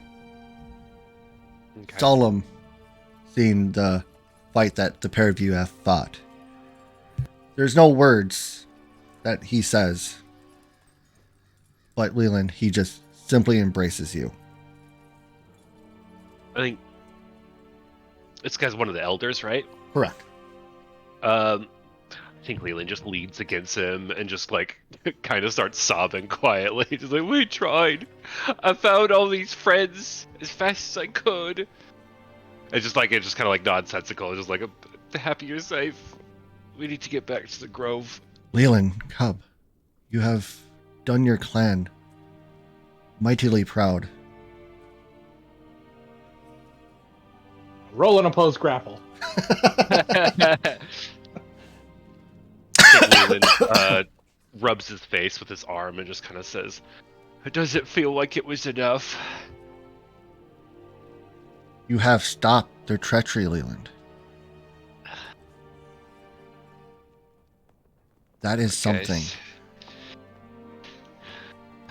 Solace to hold on to, I guess. There will be a time for tears later, but we must rejoice in the life that you have saved going forward. Oh, you just let me know if you need me to eat anybody else's face off. He laughs, gives you a firm grasp to your shoulder. I only wish that you do not have to bloody your fangs on another treacherous such as these. Me too. I just want to go sit in the grove and eat berries. Soon, child. Maybe have a fish. Roar. Always wants a fish. See? He wants a fish. Roar! And a pint. And a pint. Yeah, I and a pint. Alright. Avril, give me an Arcana check on the gazebo. Anyone who wants to do nature-y things, give me a nature check. Nothing. It's the dreaded gazebo from all those stories I've heard. You must fight the gazebo alone. I'm going to remind you, you can spend a hero point, Yeah, I'm gonna do that. which gives, I believe, a +4. Well, I mean, I crit failed, so does it change anything? No, it's skill check. Can't crit fail skill checks. Oh, really? Jinx, you owe me a Coke. Yeah, really. So, Avril starts to investigate the gazebo and is able to just barely, purely barely, identify it for its true purpose, which is a teleportation platform. I can do it. Like, where's it go? Up. Give me a linguistic check on deciphering the runes. Linguistics? Yes, it's coded. You have to read them. All right, I'll give it a go. All right. Do I recognize the I'm language? so fucking good at reading. To Celesta. Calling Unfortunately, out the blatant ripoff.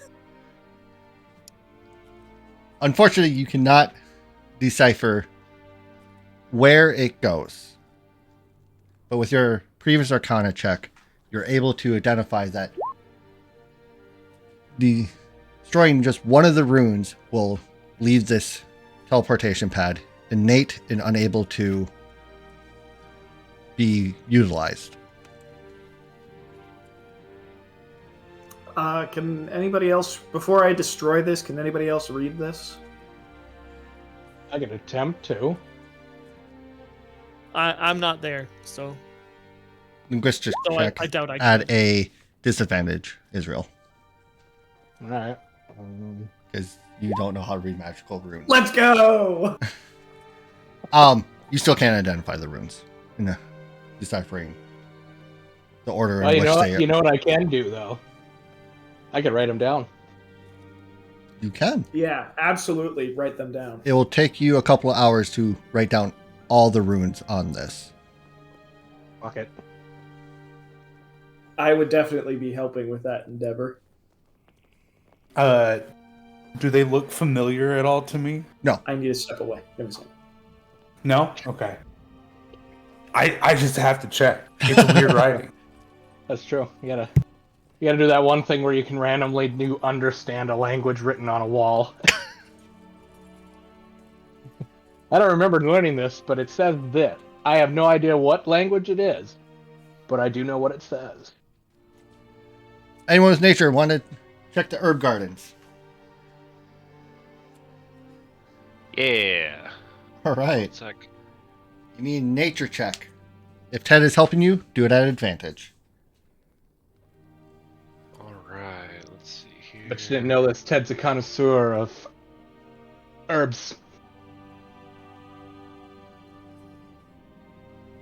Find some basil, some thyme. Oof. So I think 11 was the high roll. You can't identify anything out of it. It all looks like herbs. He picks some poison ivy, thinking it's oregano. Oh no. Nope. Actually, puts it in the soup. Oh no. I have no idea what this does, but I know it tastes really good. It's inflaming my hand, but Leland, give me high or low. Hi.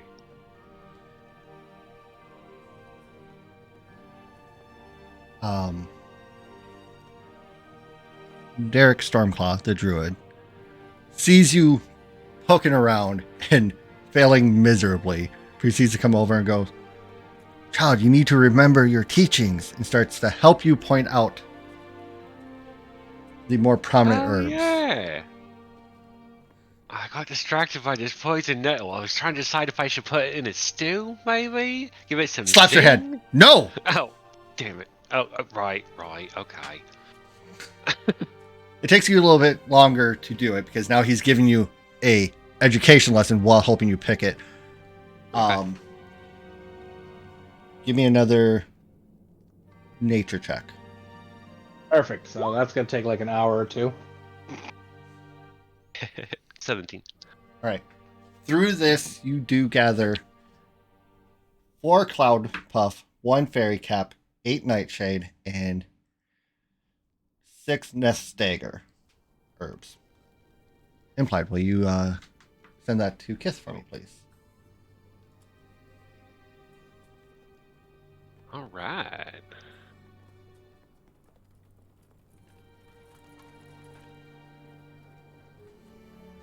All right.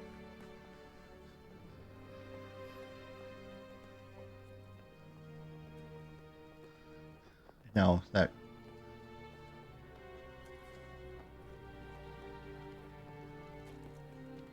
I have to pull muffins to the whisper channel. We'll be right back.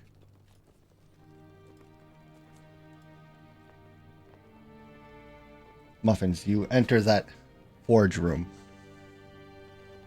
And Nava in your head is all alarm bells. Yeah.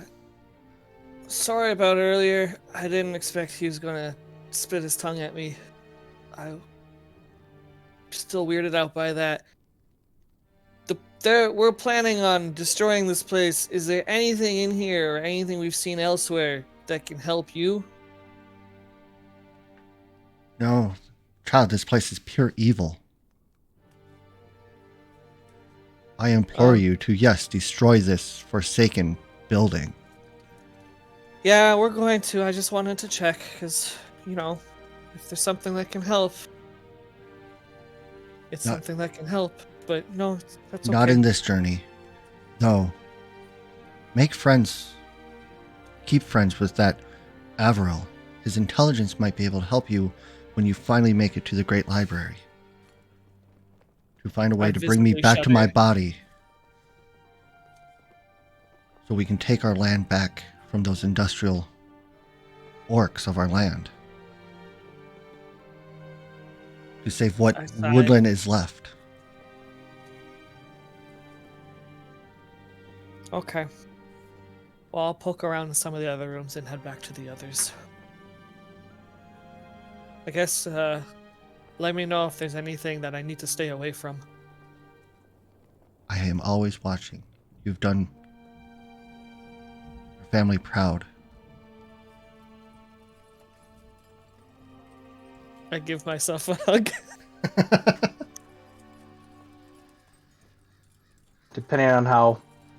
That's what I had assumed. That's why I thought my 17 would have gotten it, but then like I realized, oh no, I was still failing because everything is 18 or higher. Well, with one exception. Okay. In the process of writing down the runes and picking things, Muffinita had vanished to the second floor for a moment before returning.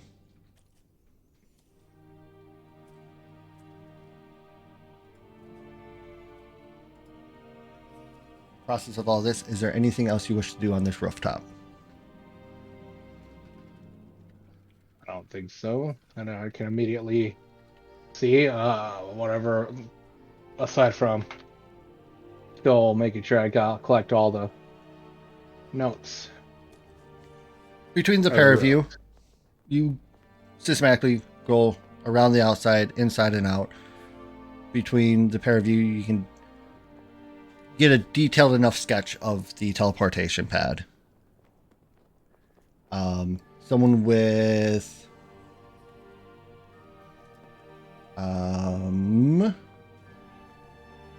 knowledge dungeoneering, maybe. I can do that. I have that.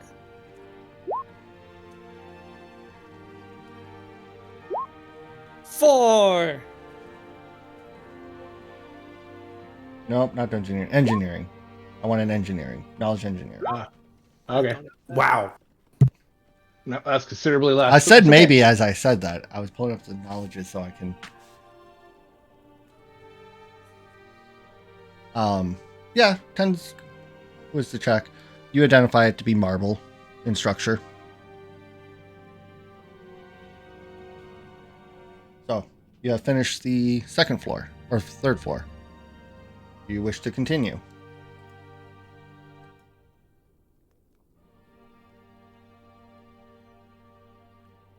Sure. Like Why not? our systematic. Yes. Yeah, definitely. All right. No, I've seen enough. I want to go home. As you notice, I numbered each sets of rooms. Tell me which room you start with. Well, I imagine we'll do one tomorrow.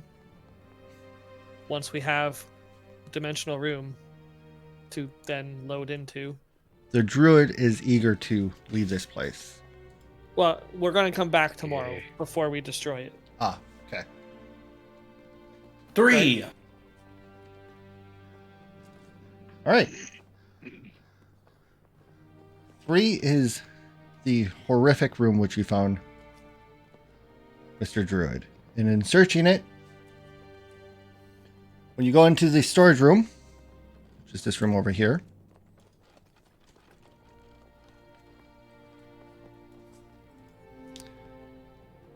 you find 6 cure moderate potions, oil of light, a potion of invisibility, a potion pass without trace, potion of goodberry, potion of resistance, oil of magic weapon, and 12 bottles or vials of a unrecognizable liquid. Anyone with knowledge nature can identify them. Or alchemy.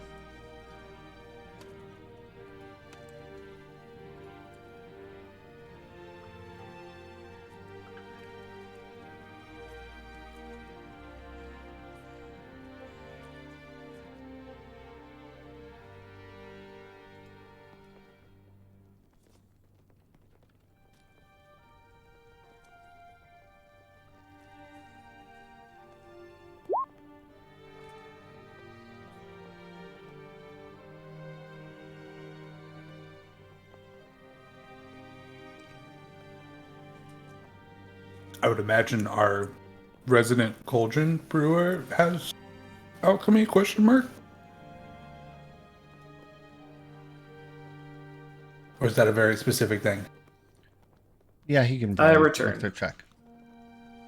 Roll me a check to identify these 12 unidentified vials. All right, Arcana. Arcana will work. It's for alchemy. You can identify them after examining them. There's 6 vials of poison of bloodroot and 6 poisons of goblin's eye. Ooh, these are nasty.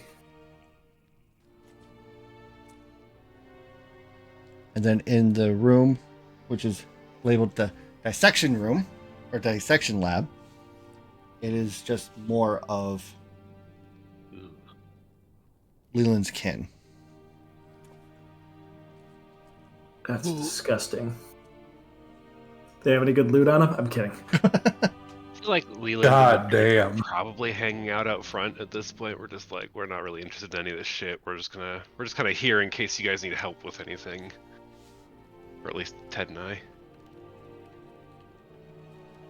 Okay. Move on to the next room. Which The next room being which room? 2 or 1. I would like to go through number 1, please. All right. Avril runs off to room 1. Anyone go to room 2? Not yet. Well, I lied. I'm definitely more interested. I am not going to either 2 or 1. I'll just wait at the stairs. Israel. Okay. We're counting that 3 as the two separate rooms. Which one was? I think was a kitchen and Yeah. pantry. No, that's on the first floor. This is. This is the torture room. There you go. Which has been Torture already room, looted nice. because Demirius picked that room first. Okay. Demirius went to And room the- 2, Alvaro went to room 1, and Muffany is waiting by the stairs with Leland and Ted, and the druid and the captive. Okay, so this whole level 3 has been picked, or no, Correct. room 3. Okay. I will move down to 1 because books. All right, I'll start with room 2. The uneasy feeling is still heavy in your chest, Demirius. The contraptions are familiar. And upon your searching the different surfaces, you find a journal and manual. You flip through it. Sure. For some reason, effortlessly, you can identify the different recipes or instructions on different ways to construct and modify undead, such as your good captain. Oh, speaking of the captain, did you leave his body up on the roof? Or are you taking him with you? I assume we're going to take him with us to at least put the body to rest Bury him somewhere. in a dwarven-ish manner. I assume that would be burying him in the earth. Upon that, Derek does say he would see to making sure he had a proper burial to be brought back to nature in the fashion that they bury their dead. So, and upon looking through the journal, manual, whatever you wish to call it, you identify that it is penned by the one and only the dissector.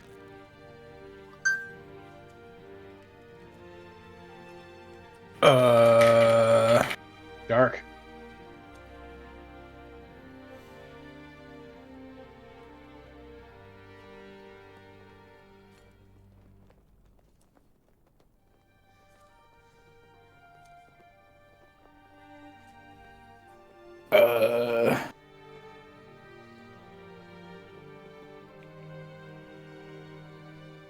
So I'm just aggressively taking notes right now. You keep it or leave it in the room?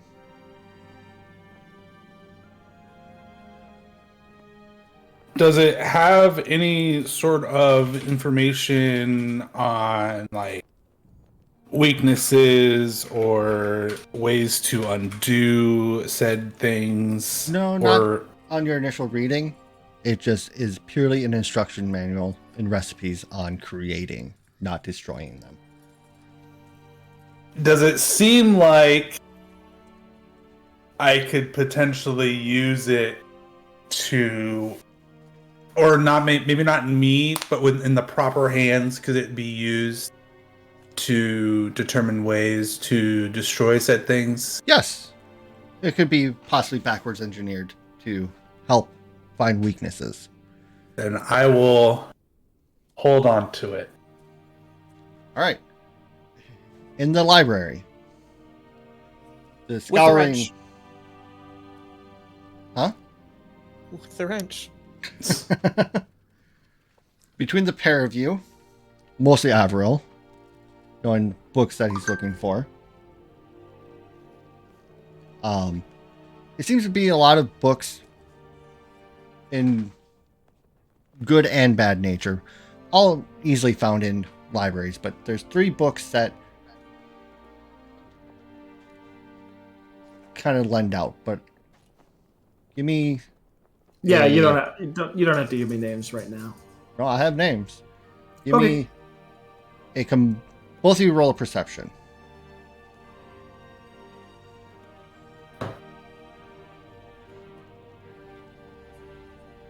Israel. Israel. I am. I'm just scrolling down. I just didn't say anything. Yahoo! Averill's killing me here. Okay. You find 3 books. One is titled Book of Cults. Another book is called is labeled Monster Almanac. And the third book is a Manual of Calm Reflection, which on the front of it, it has a very specific rose and compass. This is that rose and compass that we saw for the thing in the city, a couple with the church and the hobo, Correct. right? Yes. Okay. So yeah, I'll definitely want to grab that. So, is there enough here that we've found at this point that it would be worth it to try and stay here for 24 hours to attune and then use the dimensional portal to transport? Or are we in a position where we could conceivably lug everything on our backs? As it stands, you haven't taken any. Again, a lot of the chemical like apparatuses are large and bulky. No giant crowns? No giant crowns. Not today.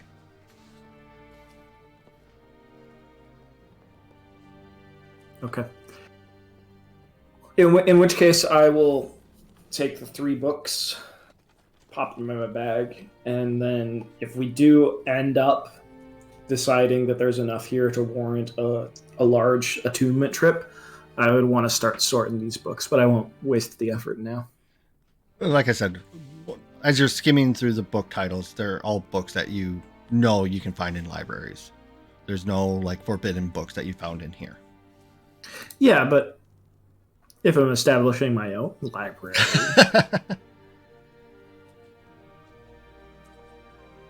Well, I mean, like, probably one of the better things to grab would just be like general knowledge books, things that Yeah, you would want to keep in a library if you had your own personal library. I think yeah, I there's would... probably enough to warrant doing that. So it's like, oh, I'd like to look up a book of baseline knowledge of this region or the history of this region.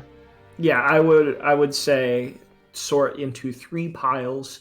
Immediately relevant information about like Gregor, necromancy, etc. General information, atlases, almanacs, etc. And then non-relevant information. And I would like. All right, so Okay. since we're probably around just after noon here, right? Yeah, give or take. Does Alvaro want to spend the next like 4 or 5 hours making these book piles while the rest of us finish clearing the house, grabbing all the dead and like bringing them outside and making a nice organized body pile or whatever you do? Only if only if we are committing to staying here for the next 24 hours. Well, I think what we would do is we leave here towards evening, knowing that that's only a small amount of time for anyone else to do anything here if we were to leave for the Druid Grove, and then we come back here first thing in the morning and finish up with the house before we prep it for demolition. Fine with that. Do we not think that this would be a monitored site? Do we think that it would be reasonable for us to expect entry back in without any kind of trouble? I mean, I can't imagine the device we found on the 3rd floor is one way. Did we actually break that? I would have said that, yeah, we copied down the runes, and I would have, and then once we had confirmed we had copied down the runes for later inspection, broken the thing. I want to make sure that was done just for that very specific reason of teleportation circle. All right, so you did indeed damage one of the runes, leaving it just a marble gazebo with great viewing upward into the sky. Yep. Could I do a check to see if there's? I'm assuming it's a library, so there's probably an index or a codices. Yes, there's an index on where to find what mundane books possibly could be found in what section. Leland and Ted, are they okay with, or are y'all okay with that timeline for getting back? I realize you might be antsy to get out of here. I mean, Leland and Ted are fine with seeing this done. Yeah, the Grove can wait a little bit. Yeah. As if we have a book that can help us find them or help us organize them or know where to look. Like a Rolodex. Yeah, it'll go really fast, rather fast. Okay. And then help us pick out if we want to take things immediately or not. I'm just saying, rather than actually searching the titles independently, now we have a list of them with the same thing as actually looking at the titles. Yeah, makes sense, and I appreciate that. But yeah, that kind of triaging the list of immediately relevant, generally relevant, and not relevant. Yeah. So that way we can figure out. And then anything that's not relevant just gets thrown to the side, so that way we can have some shelves to move in as well. Like I'm serious. Like, furniture's expensive and it's free right now. Like, I want to take a couple shelves, some of these desks, chairs. I mean, waste not, want not. All right, so Avril and Israel are going to start categorizing books while the rest of the party clears the rest of the mansion. Am I understanding that right? Correct, I think so. I believe you are right. Affirmative. Okay. So, the rest of the party moves down to the first floor.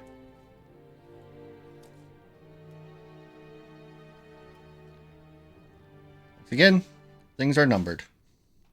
Where do you start? Well, I assume we would go 1, 2, 3, 4 since we are right by 1. And 1 is going to be a pretty quick endeavor since it was thoroughly bear scratched and Pissed on. Yep, walked through. Drenched. Not anything particularly worth finding or touching at this point. Well, in 2, definitely in 2 and 1. Okay. No, two should be fine. We just went through 2. and like I don't think either bears even entered that room. 1 just posted up at the door and mauled a That's guys. You picked the wrong door. Contestant. Yeah, we did that a few times. That's what makes it so funny. All right, so you walk through the urine-scented foyer then cross over into room 2. In search of that room, there's not anything great to find, but you do But there's still. some good couches and a piano. Detect magic. Muffins has my thought line everywhere. Like, I'm like, that rug looks nice. Hell, even a plant or two. Well, Looking around this hold whole on. place, just detect magic beam. Hold How on. This awesome- rug has blood on it because a guy died on it. But these rugs, they are a-okay. Beautiful. How awesome would it be if this table just like sets itself once you put the piles of plates and stuff on it? Be our guest, but I said In the piano room or den, your detect magic signifies the essence, incense, are magical. Oh, those. Hell yeah, I'm taking that shit. You take the incense burner also on the coffee table. Yeah? Okay. Impliedly, there's one block, there's 2 blocks of incense. There are 2 different types. You don't know what the type is. You can spellcraft 15 to identify. I'm gonna go with lavender and jasmine. The other one- pocket dimension, yes. The other one would be myrrh and vanilla. Weren't y'all concerned about lack of oxygen a little bit ago? I mean, all you have to really do is open the door and then like let it breathe for a while. But like how it got described to me was if you were to throw a prisoner in there and then shut the door and then leave them for like 2 months, you would find a partially decayed mummified corpse. Well, you have to, as long as the door is in place. So how it would work is like a, portable hole or a bag of holding. When the door is there, it's freely exchanging air because the door is not airtight. But when you remove the door to close the pocket dimension, well, there's no more exchangeable air. They will slowly suffocate. So yes, in theory, if you decided to make it its own ecosystem with plant life, it's possible. Anyway, do you have spellcraft, Demarius? Do I have spellcraft? I do. That's no. You just have It's shit, but I do. you have 2 unidentified blocks of incense. You do know that each block of incense gives you 10 uses. Mm.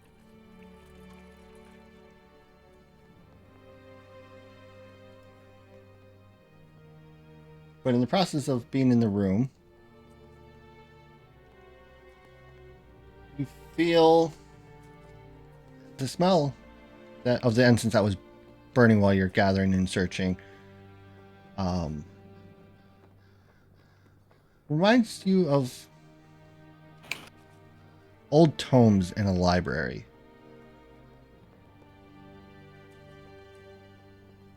Interesting. I bet Alvaro would love this. All right, moving on to 3, which Does is Muffinita hate the smell? not Muffinita's favorite smell. It's not. I mean, it's obviously not my favorite smell, but it's not a bad smell for me. That it's the smell is not a triggering aspect of it. I don't know that. Hang on. Because it's Demarius, I'd have to point out one thing. Is this smell eliciting like it reminds him of old tomes? Or it actually smells like old tomes? It like being in a library full of old tomes and books.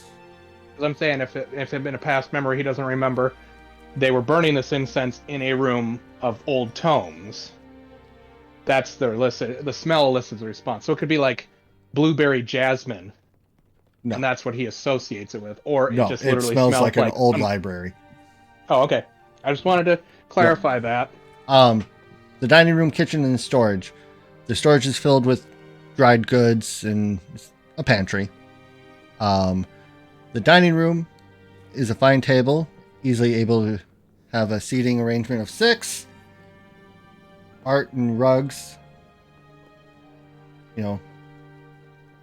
adorn the floors and walls.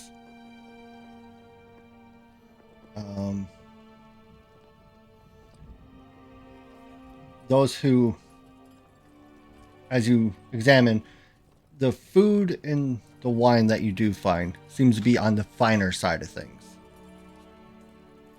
Truly, a gluttonous experience.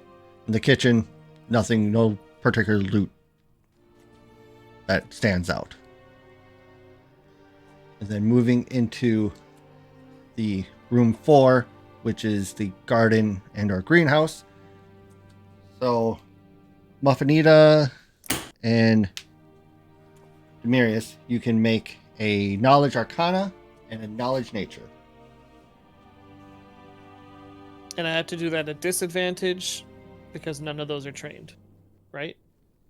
You don't have to do it at disadvantage. I don't know how to do any of that shit. 20 and you roll it. Oh my god. Can you give me something for that at least for those knowledge checks? What What the fuck was that? What's your pluses to that? Nothing. You don't have any in intelligence? No. No, neither do I. That's why Demiris, I just rolled 2 perfect. give me 2 knowledge checks.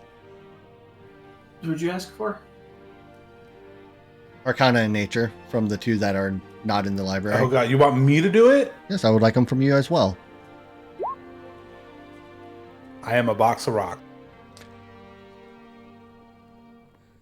I will give it to the pair of you just because both of you looking at it and discussing and trying to identify, you're able to.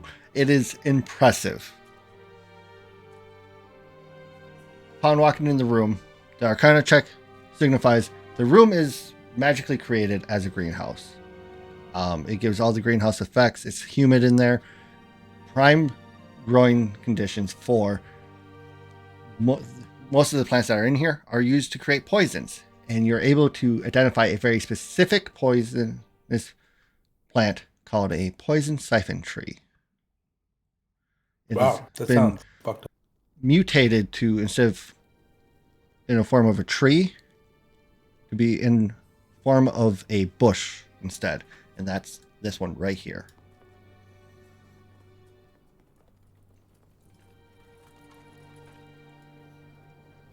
And your detect magic also is making that thing light up like a beacon.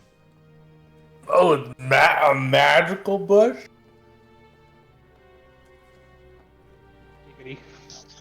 Hmm.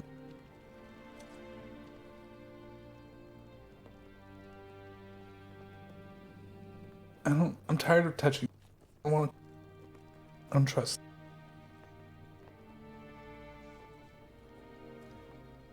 What does it Upon do? examining it, you realize that there are 4 leaves on it, prime for harvest. What's the matter, Demarius? You don't want to touch the magical bush? No. Should I just start going poison tree then? I don't want anything to do with poisons. Because I could totally start. Wait, hold up. I'm trained in the use of poison, You are. so I can't accidentally poison myself. No, but to cultivate, you do have to have at least 3 ranks in knowledge nature. To Well- cultivate, but to hack off with a friend's overly large sword for me. Do I need any points then? You want to try? I look at the very large sword and decide against it. I have a normal machete. Oh, do you wanna? And I Well, would like Vanita, to give me a chop praise something. check. A which? A praise. Oh, that I can do. I know you can.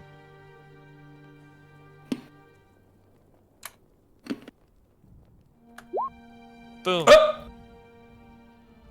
I mean, it had to after the last one. In fact, I'm due another. Damn. 20 chance on that. So, Worth a shot. yeah, you think it will not harm the value of this plant in any way whatsoever to hack it off at the stem to bring it with you. Well, it wouldn't be to sell. It would be to actually make poisons. Very well possible.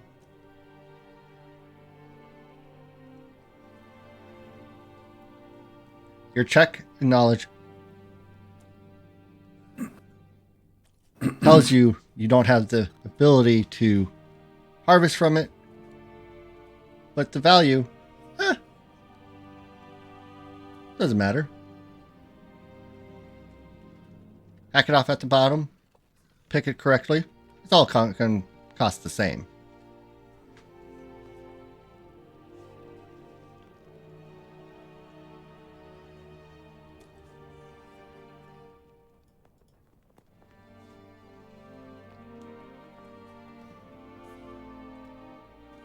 What say you?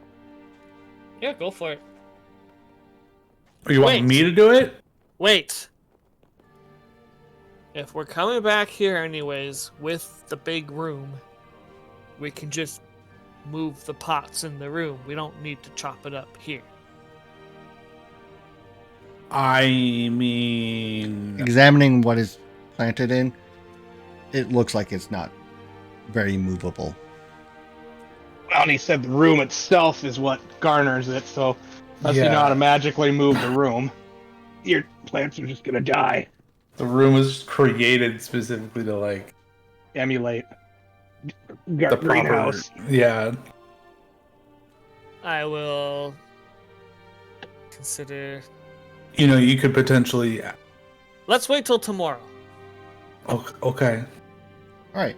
So through the rest of the searching, I will now include on my search list smaller pots or something that we could like transplant into.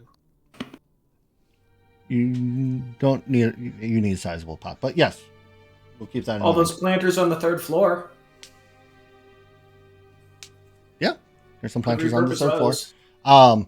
Avril, since you and Israel were working together in the library, roll me a 1d100 at advantage. 1 second. For each of us, or Nope. just one of us? This time. 87 and 23. Which is really good for you. About 87% of the books that you look through, you find some sort of purpose for. Okay, what's the split between category general knowledge and immediate knowledge? Okay, so what's the first category you want? So we were searching for, so the three categories were non-relevant, generally relevant, and immediately relevant. So for lack of a better term, world lore and plot lore. How much was world lore? How much was plot lore? 96% of it is just worldly lore, just general knowledge on things that you could have come across. So 3% of it is relevant, possibly to your current predicaments. Honestly, I'll take it. We are never walking into a city not knowing anything ever again. It's great. We should get a big map. No big map I'm just saying in general. We should find a cartographer and get a big map. of the regions at hand. Yeah, and some twine. Some red twine.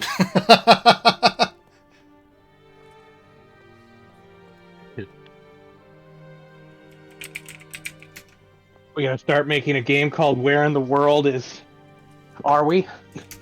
I agree with the red twine. That sounds handy. I got boxes of Pepe Sylvia. I got nothing.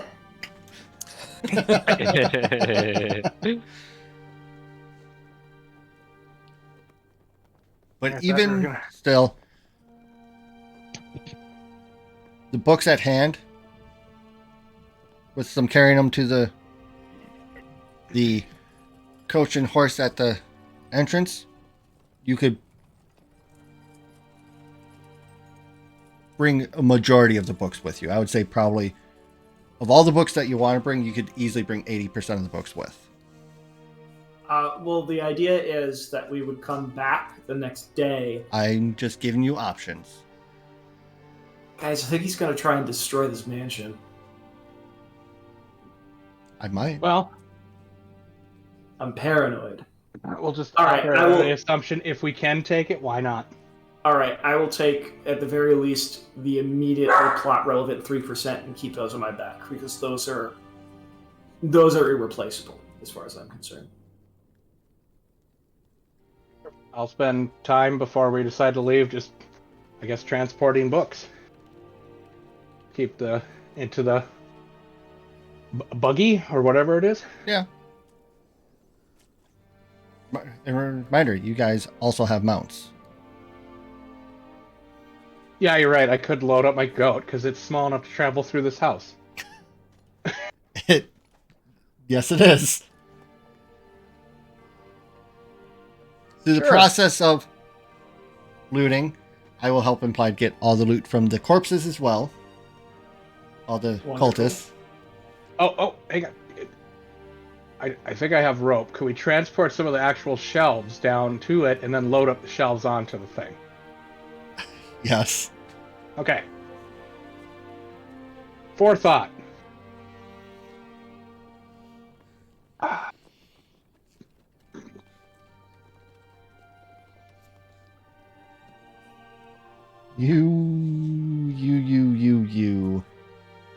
You guys.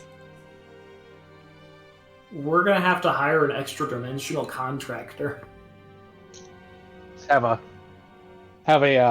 what do they call it? A receptionist for the interdimensional workshop.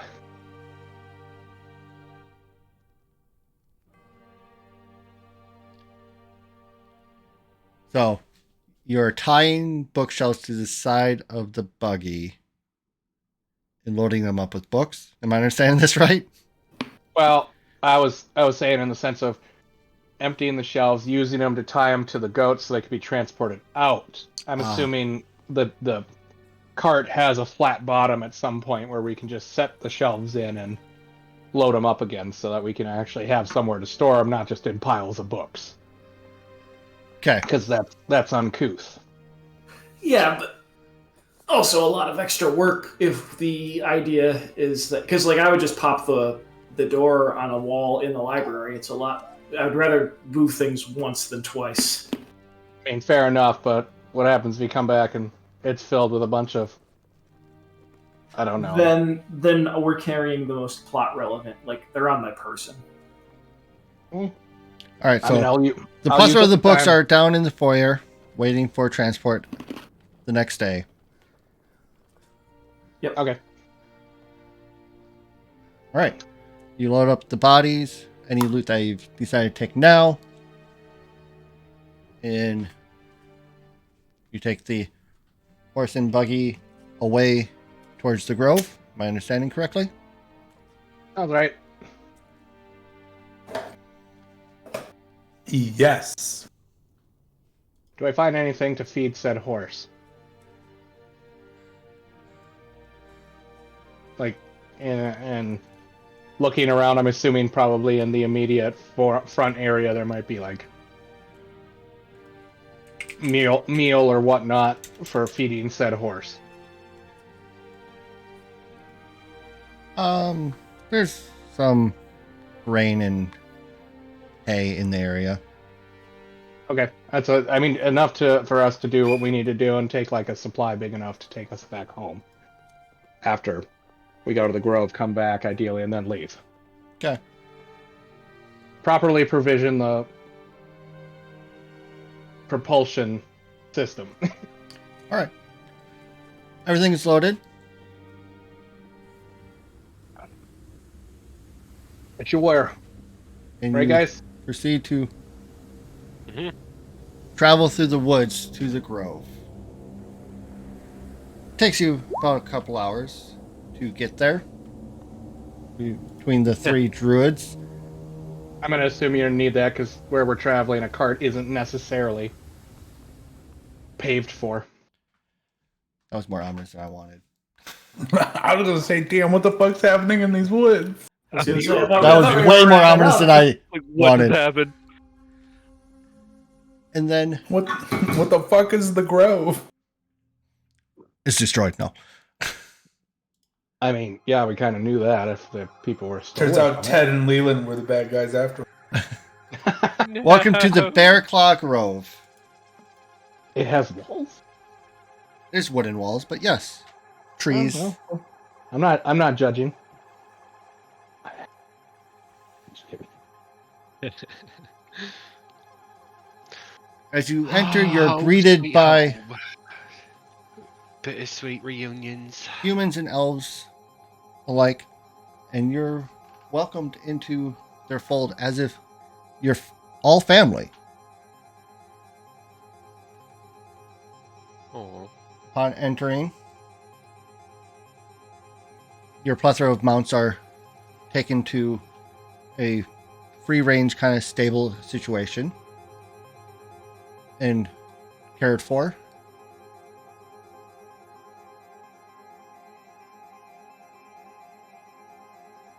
You are brought to a lodging area for you to rest.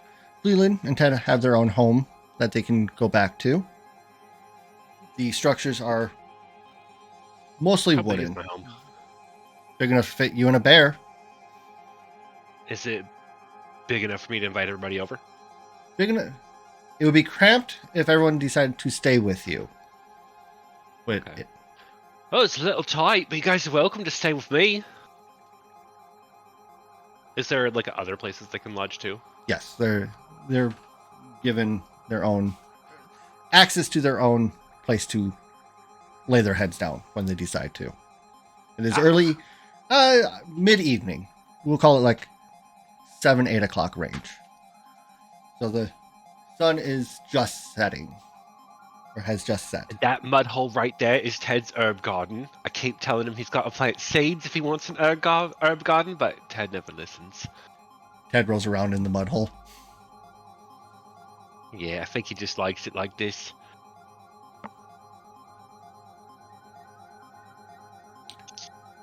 So, in this place, you have 3 shop-like things that you can go to. There is a tavern.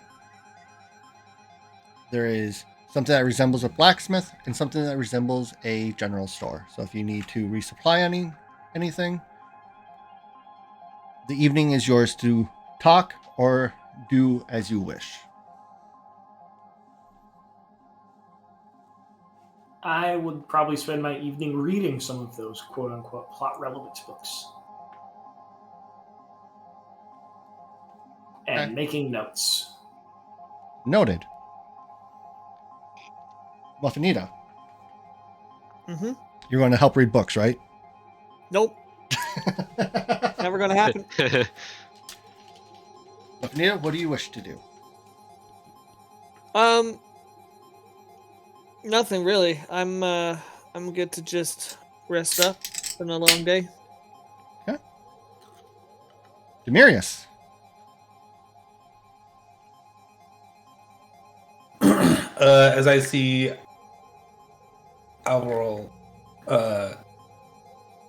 leave to go read books, I recall the book that I snagged on the second floor and run over to Alvarol, and I'm like, "Oh, real quick, Alvarol, I have something for you." Yeah, what is it? I found this journal in the awful room with the forge. Wondering I can't make like I can read it obviously. Like there's not a whole lot that I can do with it. But you, being a very capable, intelligent individual, feel like you could use this to benefit us in the future. And I will pass the journal to them. Okay. I will thumb through the journal. What's in this thing? As you start thumbing through it, Recipes to modify undead. and is in Oh! grotesque detail. Oh, I see. And you also, as you thumb through it, you find it is penned by the dissector. If well, you feel it is best that this particular novelization shouldn't exist, feel free to throw it in the fire. no, I'll keep it. It's one of those things. Is you never know what you're gonna need until you need it. You know. That's kind of what I thought. Demarius, reminder, you might want to ask Avril to identify those incense. Oh, right. These bad boys. And I pull the 2 blocks out of my pocket. Wholesale, I just rolled 100% on arrow reclamation. Is that okay? Works for me. Well, I got my 20 arrows back. That's a Nice. full quiver. Let's go. Yeah. Okay. What do you want me to roll to identify these things? Spellcraft. You break one of them to appease the broken arrow gods. All right. And then again, please. Lest you Spellcraft end up twice? with Yes, please. one. Perfect. One is incense of Idios, and the other is incense of meditation. Implied, will you send the links to both Avril and Demarius, please? And they have 10 uses.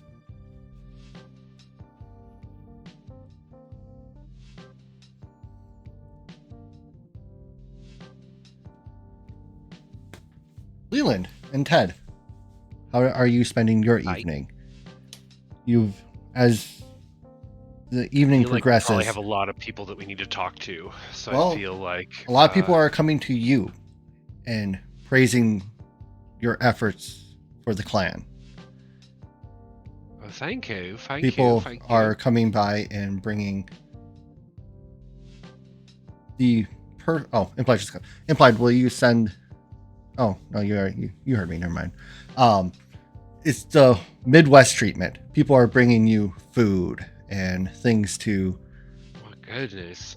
Thank you so much. This completely not necessary. Thank you. Oh goodness. Thank you. Oh wow. Oh my favorite. My favorite. Oh, thank you. Oh goodness. Oh, Ted and I'll eat these first thing. A keg of ale. Stamped Just with a started bear. drinking it now. Ted, here. You've been asking for this all day. So Okay. I feel like I'm mostly just like kind of thanking people and I don't know. Also like talking to people about like, you know, loved ones lost and stuff. there's tears, there's hugs.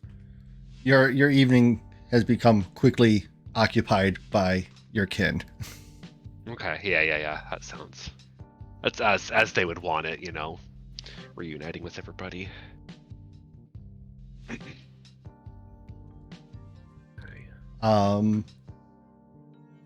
Israel, how do you spend your evening? I'm glad you asked. I am gonna mosey around the entirety of this place. Gonna pick a point and just start exploring. We'll call right here Leland's house. Okay. No, we'll go with this one, Okay, the tiny one. the tiny one. Okay. Yeah. Yeah, I'll start by probably going to this square. Okay. Area. And seeing what's in there. Or there. It's just an open square, big, like bonfire area. Barren people, what? Like, I don't. Is Um, it just empty? yeah, right now it's mostly empty. All right. Are you looking for anything specific? No, just literally just exploring around. So I guess I can roll like a perception to see if there are people celebrating in places where the chatter is. Is there a market? Is there There's some no person market really like, going on. "Oi, you, come here. Why are you walking around?" Nope. Stuff like that. There's none of that. People recognize you as among those who brought their kin back. You're treated with respect, even if it's hesitant respect, because goblins are not necessarily always seen friendly, but they are not outwardly or passive aggressively friendly towards you. The tavern bar. There is, but you don't know where it is. All right. I will perceive to hopefully find it, or I'll just ask people. Yeah, you can ask someone. All right, cool. I will ask someone, is there a place where I could go to celebrate not dying and the loss of people I didn't know I necessarily cared about? Oh, you're looking for the meat hall. Go down that Yeah. way, take a left, take another right, go down like 10 steps and take a left and you'll find the spot. So, right here. I'm sorry, did you say meat hole? Mead. Mead. They serve meat too. Honey wine. Oh, Yeah, just point me. I will follow said direction. I have to reload. Y'all just got disconnected from the room too? I did. Oh yeah. What did you do? I broke the game. How dare Nonetheless, you find what is considered their tavern. Uh-oh. Roll 20 looks like it went down. Rip Arena. It's trying to keep you to the schedule. I know. Roll 20 said it's 4 o'clock, bitch. Get out.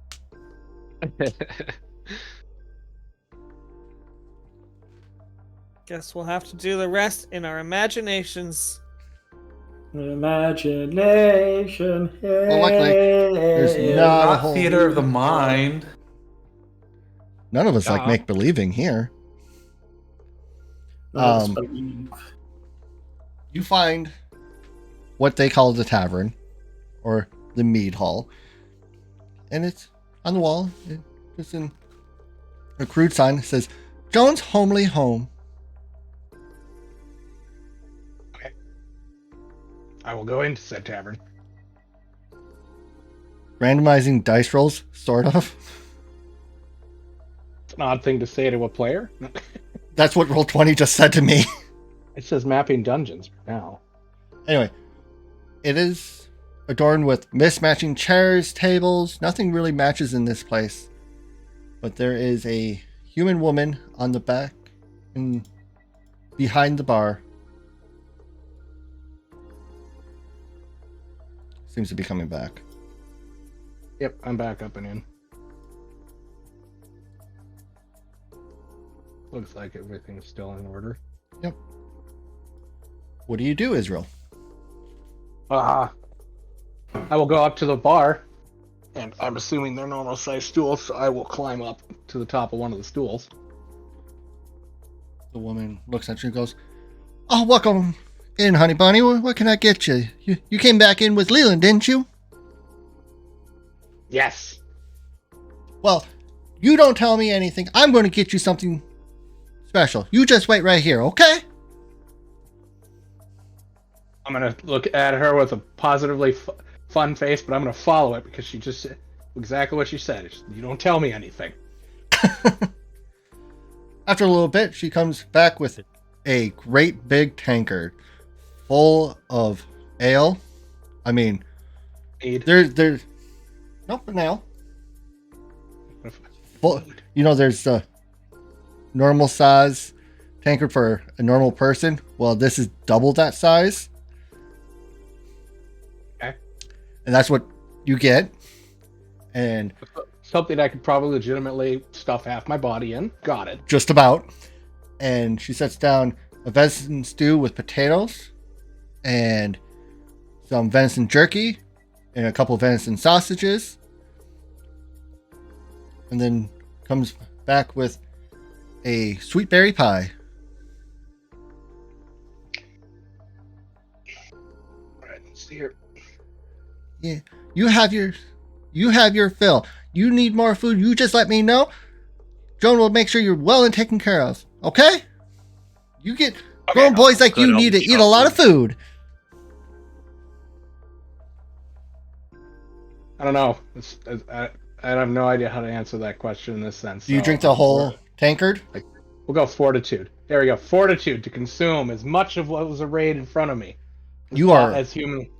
You are, regardless of how good your fortitude is, do you drink the entire tankard? No, that is to attempt to consume the tankard and all of the food arrayed. Oh, you eat all of it, you drink the whole thing, but you are still a drunk goblin. Oh, 100%. This was never to combat the alcohol. This was to physically hold all of that in myself. Respect. Without regurgitating any of it. That is You the only do thing such. I care about. I do not want to throw up. I will fall on my face and then proceed to somersault on my face back to where I need to go. As long as I don't throw up. Okay. It takes you a while. We'll go back to Demirius and Averil and identifying the incense, now that you have time to look at what you got. Yeah, I'm where's sure- that info? It's Oh. in your... It was edited. Okay. I was waiting for a notification in my private chat, but I didn't get one because the original message was edited.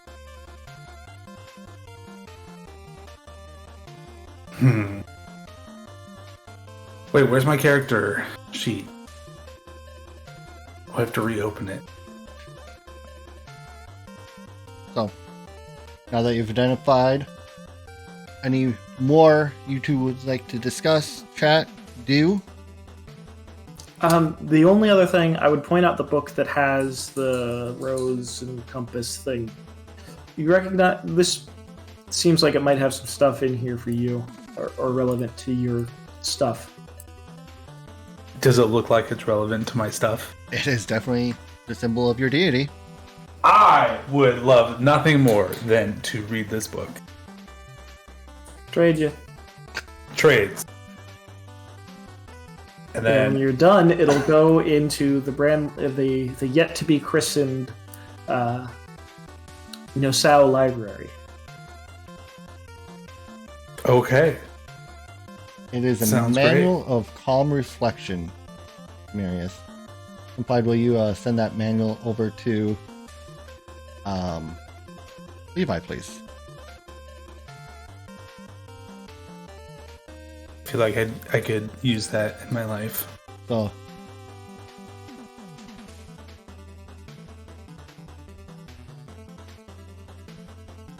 the manual of calm reflection is a thick book of 30 chapters, aids the reader in centering his spirit and anchors him in himself.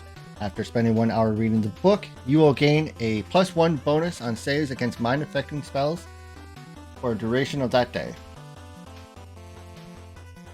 This item is keyed to a special deity. If you worship an associated deity, that bonus increases to a +2. Hell yeah. Love that. And am I understanding that Avril is keeping all the incense? Sure. I'm looking at what they do.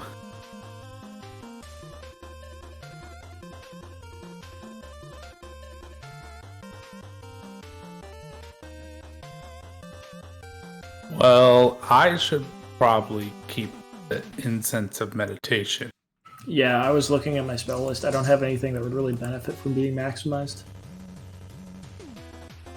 Well, it also specifically says when a divine spellcaster hits it. Yeah. and then spends 8 hours praying and meditating. Yeah, I ain't about to do that, Chief. Can I get a time check? How longer are we still going? Technically we go till 7 Central Standard. So it would be. There's only a couple things left that I have planned for this session. That is more role-playing nature. So we can knock those up and wrap it up. Typically, we end 10 minutes ago. Yeah. Is it? Yeah. Yes. I It's am all daylight thrown savings. off. Yep. We can easily wrap it up now, if you guys wish. I would prefer that, please. We can do that. So we will end and wrap up as it stands. Go ahead and take the instance of Eidos. Yeah, I'll keep the knowledge one. Yeah.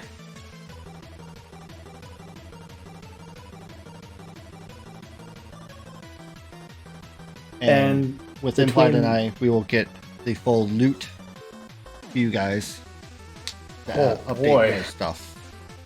I'm going to spend some time researching extra dimensional workshops and putting some sketches together because my brain is full of ideas. That's so cool. Oh, Our- extra-dimensional workshops. our- Soon-to-be heroes arrive back at the Grove. They're able to put their heads down on actual beds this evening. Stomachs full of food brought to Leland, or one And friends. Joan of the Mead Hall. You are able to get a solid, restful sleep before the next day events come to head, where you decide how to further your adventure forward. Proud of you guys. You Woo. fucked up my mini boss quite thoroughly. Bosses are hard. I mean, it almost fucked up 2 of us. So, Yeah. Y'all. well, 3 of us actually. All right, bye guys. Bye, Van. See ya. That book is Good cool game, though. good game. I think I'll probably use that manual of calm reflection pretty much every day when I do my prayers. While going through putting loot, I wanted to make sure to optimize as much cool shit as possible. That would be helpful instead of just cash fodder. Yes. Cash is not what I need. Items are what I need. Well, cash can Well, buy I need- items. I need cash for items, but you make it difficult to find items I need. So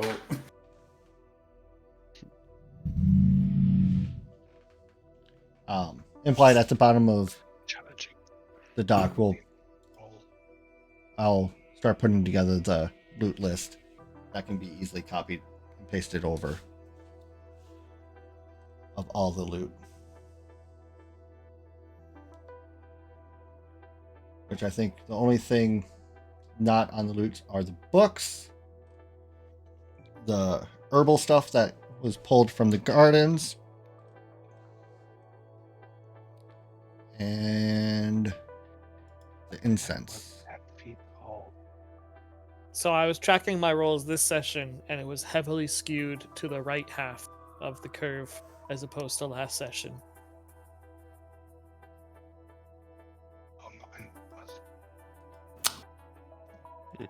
I think The- all I the did double was 20s helped. That definitely, That was cool. yeah. all I did was roll heal spells. Didn't help that you I got, had 3 attacks. like I said, the boss fight wasn't supposed to be impossible, but you guys definitely fucked them up harder than I thought you would. Well, I don't think we missed much, No, right? I think maybe two attacks missed. That was it. give or take. Like, I got 3 sneak attacks off, which is a decent amount of damage output for my character. Ted landed 2 out of 3 full round attacks each time, at minimum. Sounds right. The dog slicers hit a bunch. I think maybe 1 missed. Yeah, 2 missed. I think I only hit him twice. 1 got sneak. Well, you got sneak attack damage on them too, though, right? Each time, because flank. Yes. I think it rolled sneak. Yeah, it rolled sneak. I rolled really horribly the first time. Okay, but the sneak attack Still, damage yeah. adds up, right? Like, that's 2d6 extra for every sneak attack, and we had what, 5 go through? Something like that, yep. That's like 1 fireball's worth of spell or something. Definitely helped. Where the heck is this thing? Just wait until I get like bleed and whatnot on my sneak attacks. That'll be nice, especially when we're not fighting zombies. Yep. But that'll be before fun for Wholesale pulls a Celesta and makes everything we fight undead, negating my bonus damage. When I do that, we have encountered 2 different entities that deal entirely with necromancy. So I think you should read the room. It's fine. I'll just grab pressure points instead and then do strength damage on my sneak attacks. Or dexterity damage. What the heck was that? I think it was it a... oh my god, there's so much loot. Ninja tricks.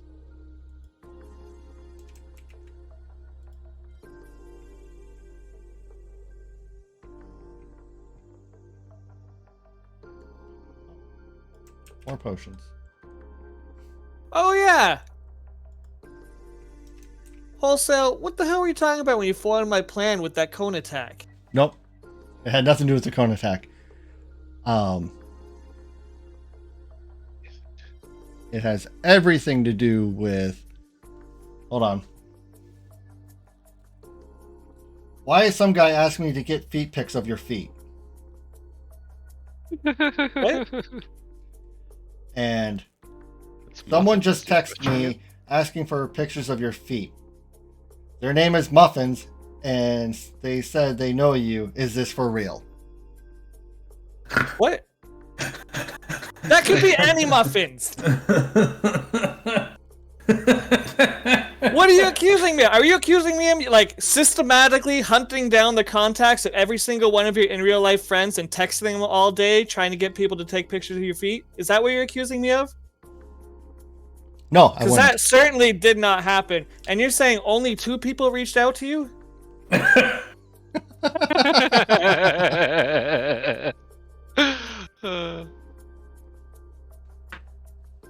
Just 2? I'm shocked he knows more than 2. No, I'm okay with those odds.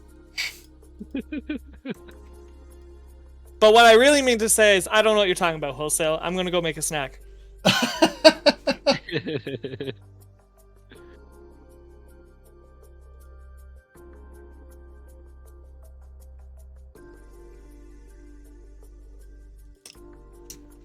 I don't. I just made a mention. No big deal.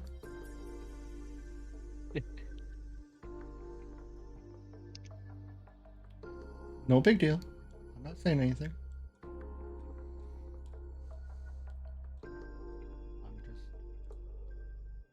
I was only talking about text messages I got.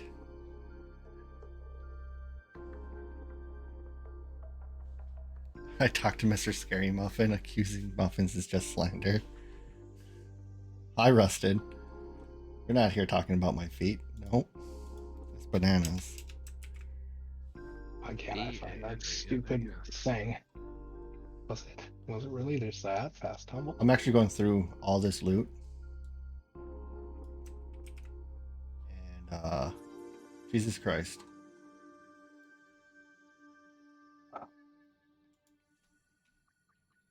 Is that?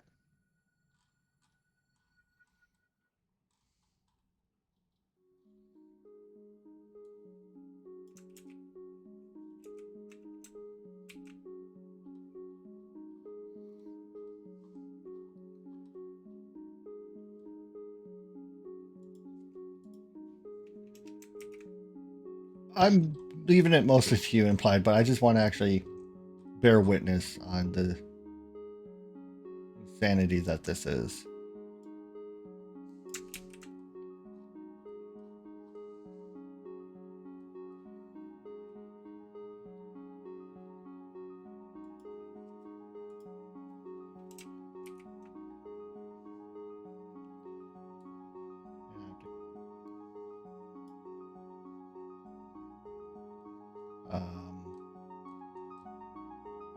One, two,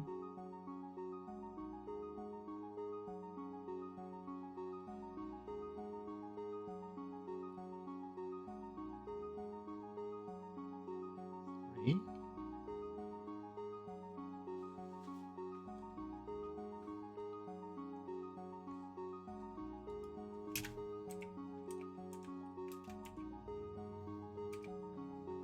Oh, okay. No, that would actually be a better way of using up. But I could do both of those. Let's see. 100 foot requires what? Mobility. Okay. I'll talk with that about you with that tomorrow wholesale. okay. Well, we were talking about certain things I would take and how it work. And I just read something rather important here because it says move through its threatened area or its space. 4, 8. And this is actually something I could technically accomplish in short order. 14. 18.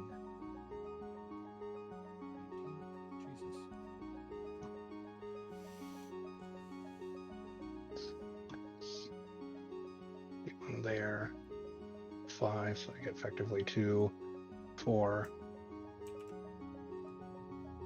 Another one there. Level. 8 level. I go 5. Plus 3, that's 8. Okay. Yep.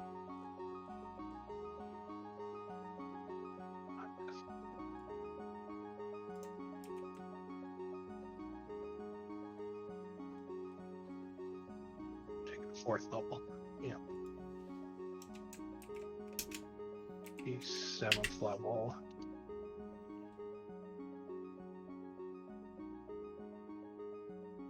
Okay, I think that works out. Okay.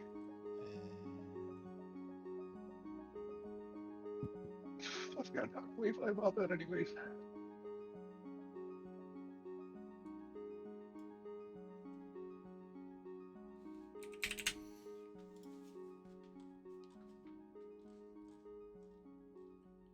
So are we switching over?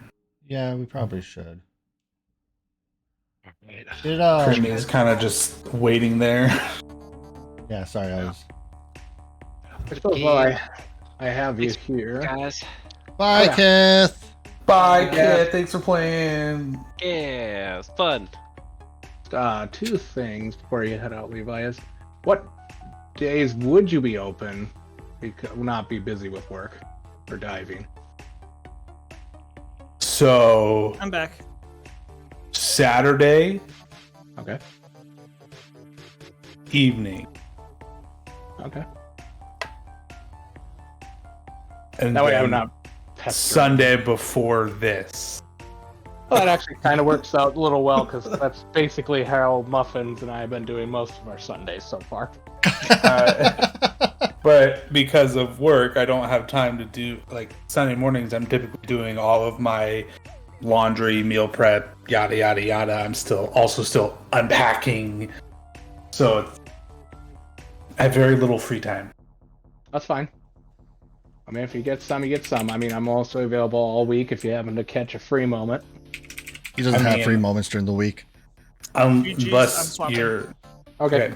Unless you're still awake at midnight your time. Maybe on a Friday. Yeah, I don't get home until 11 o'clock time. Oh, I see. Yeah. So, Well, maybe Friday then. But another thing pertinent to the campaign, would you be at any point interested in the next time you get a feat taking a teamwork feat that might help us with flanking and granting us attack of opportunities? potentially, maybe. Okay. Well, now I can always send it to you via Discord. But Yes. it was one of those things I haven't asked you yet, so I figured I'd ask. Potentially, send it my way. I'll consider it. I still don't know what direction I'm going with. So, Okay, yeah. And Muffins just sent me something that I could use. It should benefit us, but it won't benefit. Like, it's something I can do that I can transfer between different characters, sort of thing. But, yeah, no, I'll send it to you, and I'm going to talk with Wholesale about it tomorrow. And Okie doke. we'll go from there. All right, Sounds bye, good. Elias. Bye. Yep. Bye. Bye. Discord here. Bye forever.